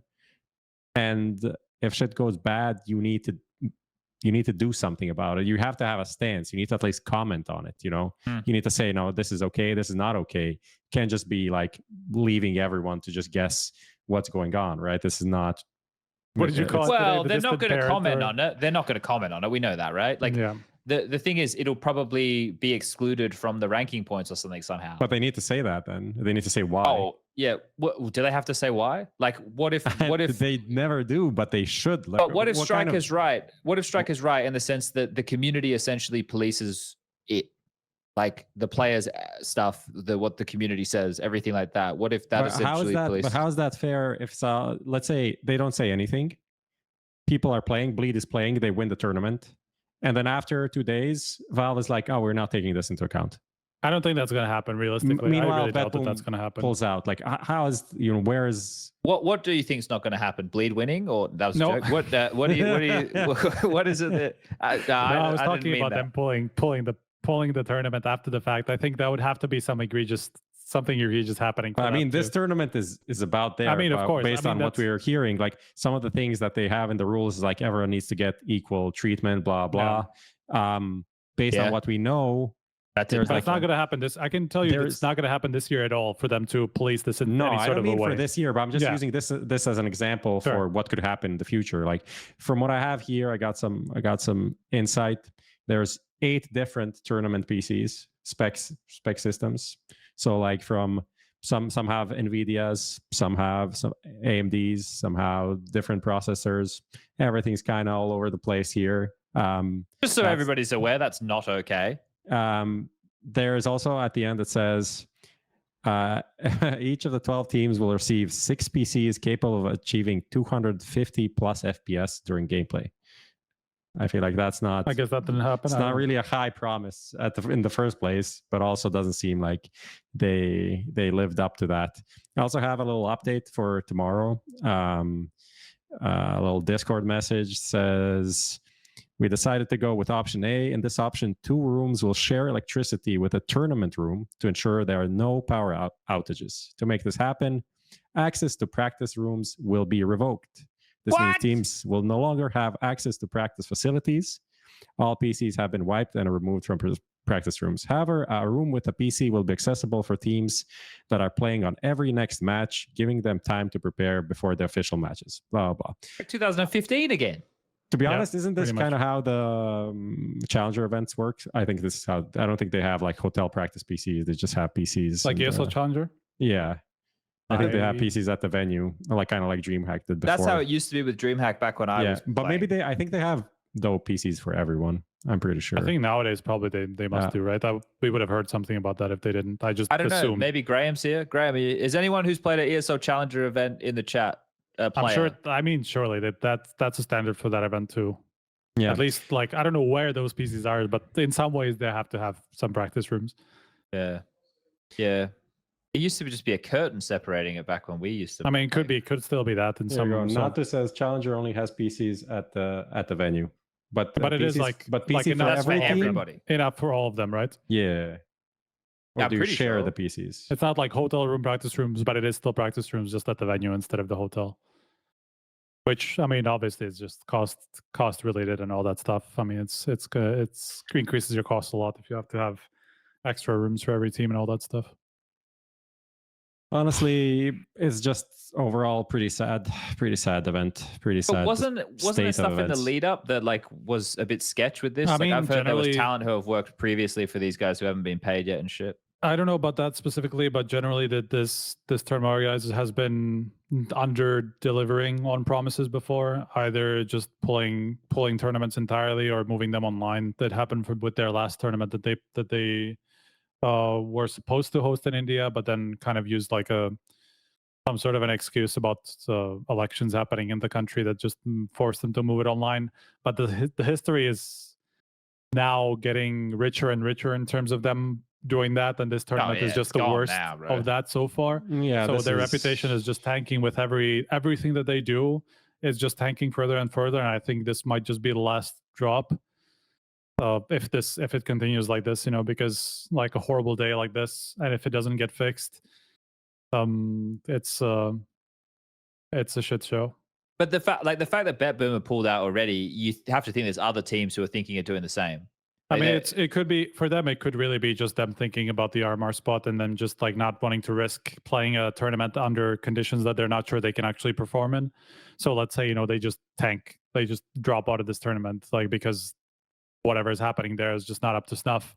I mean, we heard about I don't know, you guys, NBK tweeted about this, that there was a situation where I think it was Mongols against Rippers, like they basically gave rounds based on who dropped first. Like both teams dropped, but one of the teams dropped first and they gave the round that was ongoing to that team who dropped first instead of just like replaying the round, and that happened to both sides in other matches. It's just some ridiculous shit happening there at the moment, and it's very hard to see them come back from this. Yeah, this really plays into the bigger picture. Obviously, it sucks for the right now, but it plays into the bigger picture that we've touched on a few times of what this might mean for the future. And I tweeted like it's not easy to run events, and someone took that as like a way for me to defend this event. It's not the case. It's just the events and the TOs that we have that run these things frequently, a lot goes into it. And for the people who are watching at home and they still tear these events apart for little 10 to 15 minute delays. So here's what the other hater will say when you say this. It's just saying you're shilling for ESL and trying to lay criticism off of them because the hosting events is hard. You know me, Striker, always out here putting up the wall, making sure that people can't target my friends over it. But it's the same as Blast, right? They put on smooth events, right? PGO put on pretty smooth events considering it. But these are companies that run events. Like that's what they do. Who the fuck is Skyesports? Taking things for granted for sure. Like that's kind of the point that you're making. Yeah, it's I think it's crazy that these teams are even there, because looking at the history and everything I mean, there's nothing this bad in some ways in some of them. Yeah, there's nothing this bad, but there all the implications that it could be very bad, and it turned out to be like exactly that. So terrible and that's the thing. I think with the circuit needing to uphold a certain level, we have to hope that I don't know how this is going to happen from time to time. Actually, if I'm being realistic, this is going to happen from time to time. I was sitting there thinking, how do we stop this from happening ever again? No, this will happen again in the future. If anything, these events are going to be more important in some ways because they are going to be the ones that feed the new teams. As I was saying earlier, I think it's probably not going to be at the top, very top, that you will have a lot of new teams coming in unless they already prove themselves in like the tier 2 tournaments. Maybe not specifically Skyesports, but I was going to say BetBoom, but that's probably also not going to happen because of their conflict of interest rules. I don't think that event is going to be able to keep going as it is. And then because, they have a vested interest in several teams, let's say. Boys, whatever. Can you keep going? I need to take a piss. Any of these tier 2 tournaments that are going to happen, like those are the ones that are going to host a lot of open qualifiers because they're not going to be able to rely on a lot of ranking invites, or even if they are, like so many teams are going to skip because they're going to be required to invite from like number 9, when probably number 9 to number 20 is not even going to start considering attending these events. And so like that's effectively going to be our open qualifiers of old moving forward, I think, because that's the only way that I can see new teams coming through the ranks, and that's very concerning, by the way. I mean, even I had a conversation a couple of days ago with one of the people around the tournament organizer side, and the concern is that CS is going to become even more Europe centric, for the reason that effectively all the top teams are going to prefer anything that's closer to them, and all the top teams are in Europe. So events like Sydney, events that are played in places like Sydney or even South America, North America, are probably going to be lower on the priority moving forward. And it's not something that we're probably going to see the impact of next year, but let's say 2-3 years down the line, hello. Okay, we have a caller. We 2 seconds and then you'll be hearable. And we have Nafany on the call. We have a video even. This is insane. Let's go. There we go. We've had a lot of reporting from Magnages over the last 24 hours. I have only a few minutes because we're leaving soon. But what I want to tell about this event, what the main problem, as you already mentioned, that the mostly teams playing here because of RMR points, and it's obviously kind of really important for every team. But in general, the main reason why we are here wasn't about like RMR points, because we accepted invite even before we know that we could be at RMR or closed quals. As far as I remember, it was even before Valve announced that here will be no open quals. So the main reason why we're here, we want to compete. But unfortunately, firstly, TO said that we will have like good PCs, good monitors. And then before 1 week of the event, they said that we will play on Samsung Odyssey. And we was like, okay, it's okay. We are not complaining about that.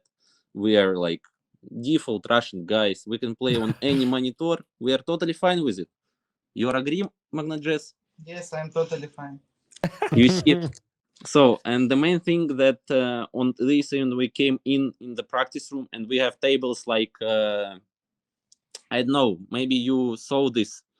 Just imagine table which you are stepped in for like painting walls or something. Like, like it's just wood. It's not even a table. It's just wood. We was like, okay, it's kind of strange. Can you fix it somehow? And they fixed it somehow. Not the best way, but it's okay. And then there was like officials was starting. We was waiting for our game, and then bam, no electricity in few rooms. We in our practice we had electricity. No. Actually, that's not first thing. Then we realized that we're playing on totally shit PCs. And it was like i5 3400F, and a few teams was playing on i7 1370K. Okay. And so this is what you guys 10 were... generations of yes. of CPUs. They said that we will play official games from our practice rooms, and we was like, what the fuck? How we can play on this shit, and other guys will play on normal PC? And they was like, oh, sorry, we have only few PCs with a good CPUs, and if you want to play on good one, unlucky. We was like, what the fuck? How we can figure out it? And they said, you can do like 2 lanes of PCs, and we will play on that one. That's what they did, and it was like okay for us. We were saying okay, but then in the midday we realized that 3D Max don't have practice room at all. Like whole day, and Mongols, the Mongols don't have practice room as well. And like on the meeting with TOs and managers of teams, we was like, it's kind of strange that 3D Max don't have practice room at all, and we have. In this case, more fair to not have practice room for everyone. That's what And I that's was what they, saying, that's what they and did I as was well. like, okay, they will not do like that. They will just rent one more room, and it will be easy. That was in my mind. But unfortunately, they said that everything is sold out in this hotel, and we have to play without practice rooms. And we spoke with the team. We spoke with our CEO, and we decided that here is no way how we can compete fairly in this tournament, because like every like 1 hour they giving you challenge for us, and it's pretty fair to do what we did. That's What, unbelievable. But again, as far as I understand, few teams still thinking about like withdraw from this tournament as well. I'm not spoiling anything. I'm not saying like teams, but here is like few teams which thinking about it.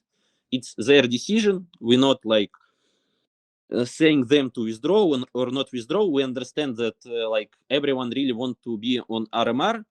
It's really important for us as well, but more important to focus on ESL Köln. If we will go to closed qualifiers, it will be okay. We will just go through it. If we will go directly to RMR, it will be perfect for us, but we'll see what happens. Okay. What's happening now, nafany? And unfortunately, I have to leave you because I have 5 minutes and then taxi. There I you hope go. my speech was really enjoyable. English not so good, but I'm trying my best. Thank you. Thank you very much. So you're Thank you getting for a your reporting. flight now? You're just leaving? Yeah, we just bought tickets right after we announced that we withdrawing from tournament, and we going directly to Serbia. Okay. Enjoy. I hope you have a nice flight. No Yes, delays. and enjoying India as well. So see you next time. Bye. Yes, yeah, that's funny. Thank you.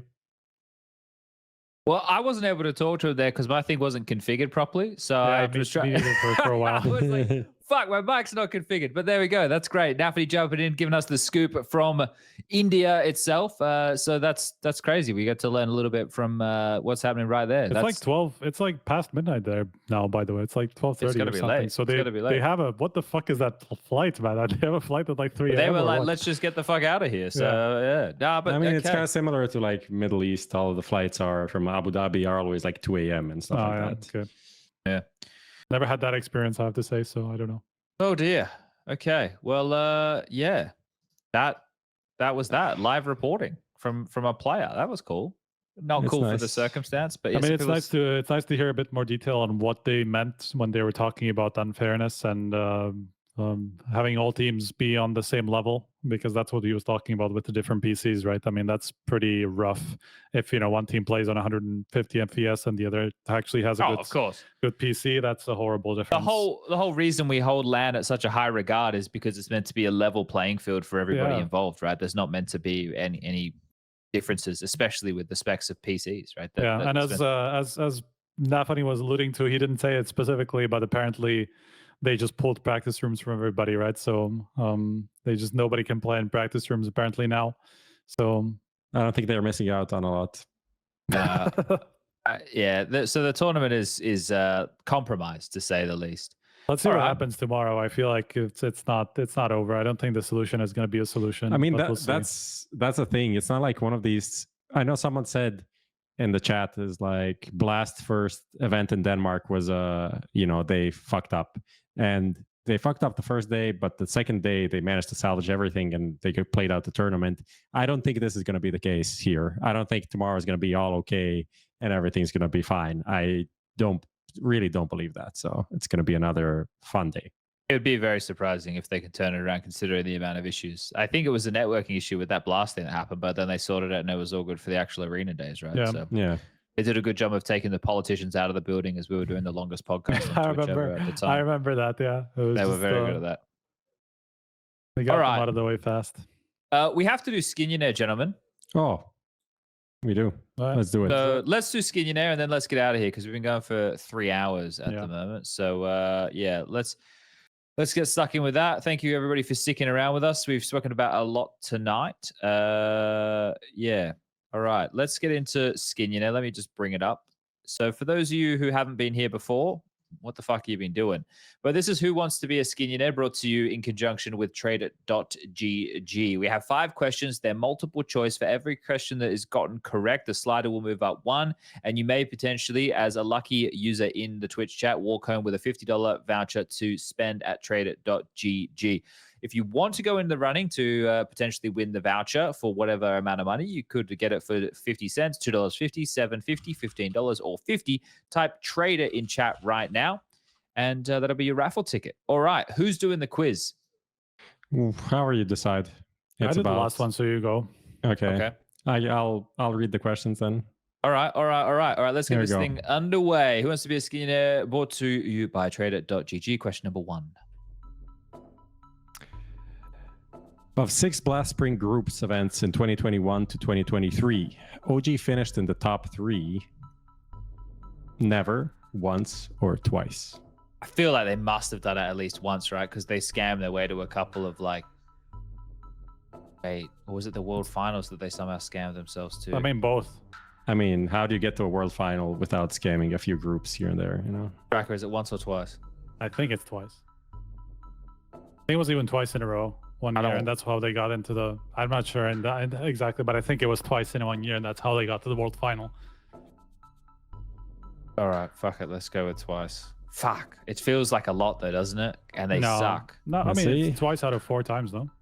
Or how many? I don't remember. You selected twice. I don't have the clicker. I clicked. I select. Yeah, I was okay. And I was just like the. Come on! Let's go. Save there, Striker. You did well. All right, question number 2. Which of the following teams has never won a Blast trophy? ENCE, Mouse, or Liquid? So no Blast trophies for one of these 3 organizations. Could be Mouse? I think you're right. Have to be Mouse, wouldn't it? Because ENCE won that. Which one? Spain won. What was it? Yeah, with 2019 or with something? the Finnish roster. Yeah. And Liquid are a partner team. And Liquid won. I mean, they must have won something in Los Angeles at least. They won in 2019. Mouse, locking in B Mouse. Locking in Blee Mouse. Blee Mouse. And Mouse aren't a partner team, yeah. So and it's Blee Mouse. I'm not even sure. Did Mouse even play at a Blast event? I think ENCE only got invited, right? Because they did good at the major. That's how they ended up. They did actually, yeah. At that time. Aerial MVP. Let's go. Yeah. Was it in Spain? That. Where was that? Yeah, it was Madrid. Portugal, Lisbon. Oh yeah, it was. Was it? Oh no, was it? No, it was Madrid. It was Madrid. Okay. Madrid, yeah. The M4A1S outside on Nuke. I don't remember all the Finns rejoicing. Let's go. Question number 3. How many teams will have debuts with their new rosters on LAN at the fall groups? 2 or less, 3 to 4, 5 or more. That even rhymes. Oh, that does rhyme. So we've got Liquid, we've got Cloud9, Gamer Legion, OG. Oh, on LAN. Yeah, no, that's right. I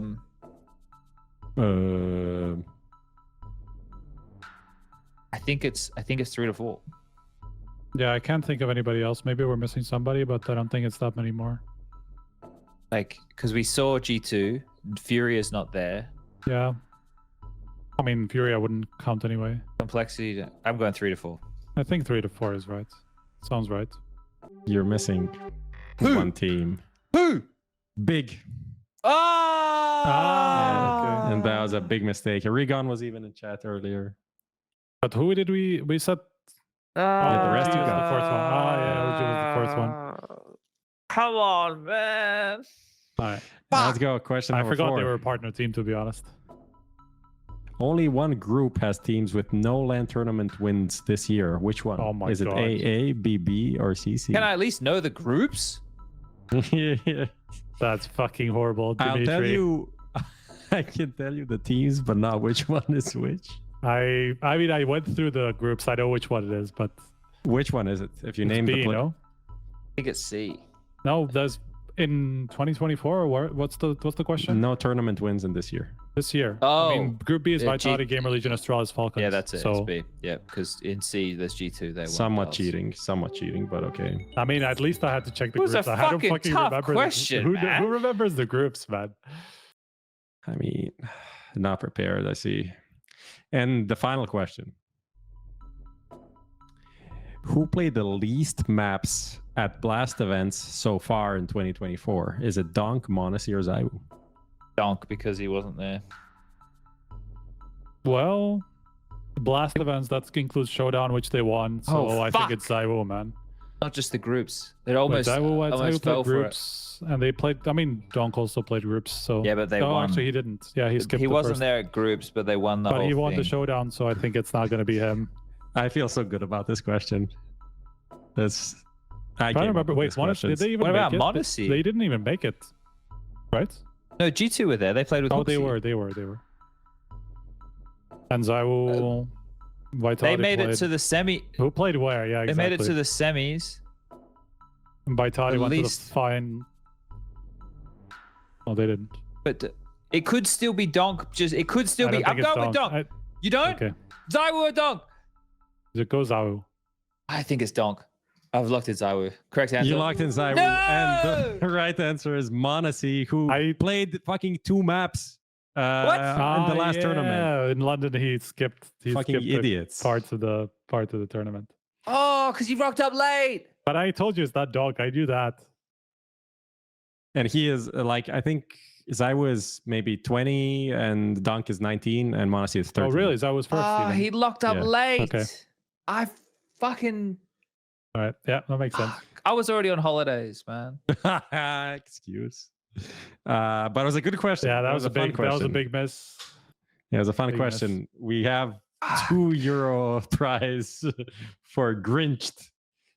Well, you Grinched got $750. $750. He I got 3 right. whatever. Grinch got his Christmas spoiled. I'm sorry, you do? man. I'm so sorry, man. And this, we've only been following since 2021. Is Axel, our friend, still here? I don't know. I don't know, man. The Serbian guy didn't reply. He didn't even get in a tussle. He just fucking dipped. He didn't even. Anyway. All right, we've been going for 3 hours. Do you guys want to go? I want to go. Yeah, let's go. All right, everybody. Thank you for tuning in to this episode of HLTV Confirmed. We discussed a lot, and there's heaps more that we could have discussed. I apologize on behalf of everybody who played Skinionaire tonight for my woeful performance. I will go back to the drawing board and try to get better. Shout out to the sponsors, TradeIt.gg and 1xBet. Remember to gamble responsibly. And Shout out to Nafany for showing up. Yeah. We also have 17 tickets left for Holy the shit. live show in Cologne, and that's it for me. Auf geht's, Jungs. Peace out. All right. Good night, everybody. Yeah, everybody.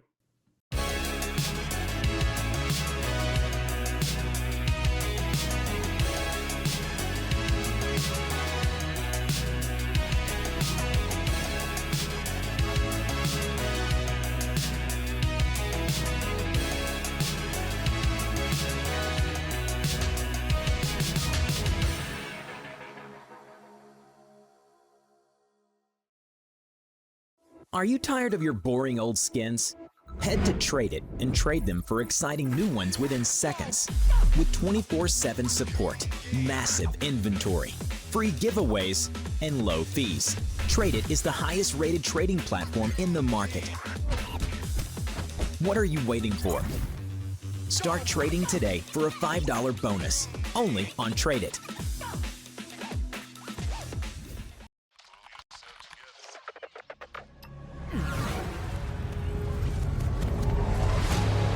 The world is changing quickly. Shut up.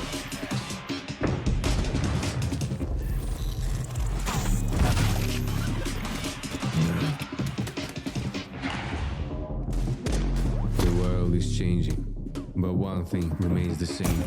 Victories with 1xBet. Since the dawn of CSGO, we have been there. Observers of all that competition can reveal. Elation, fear, triumph, and heartache reach out from every frame. From the small studios and conference rooms to the epic arenas, the feeling is still the same. We live and breathe this game. This was CSGO Through the Lens. Buy now at hltv.org/shop.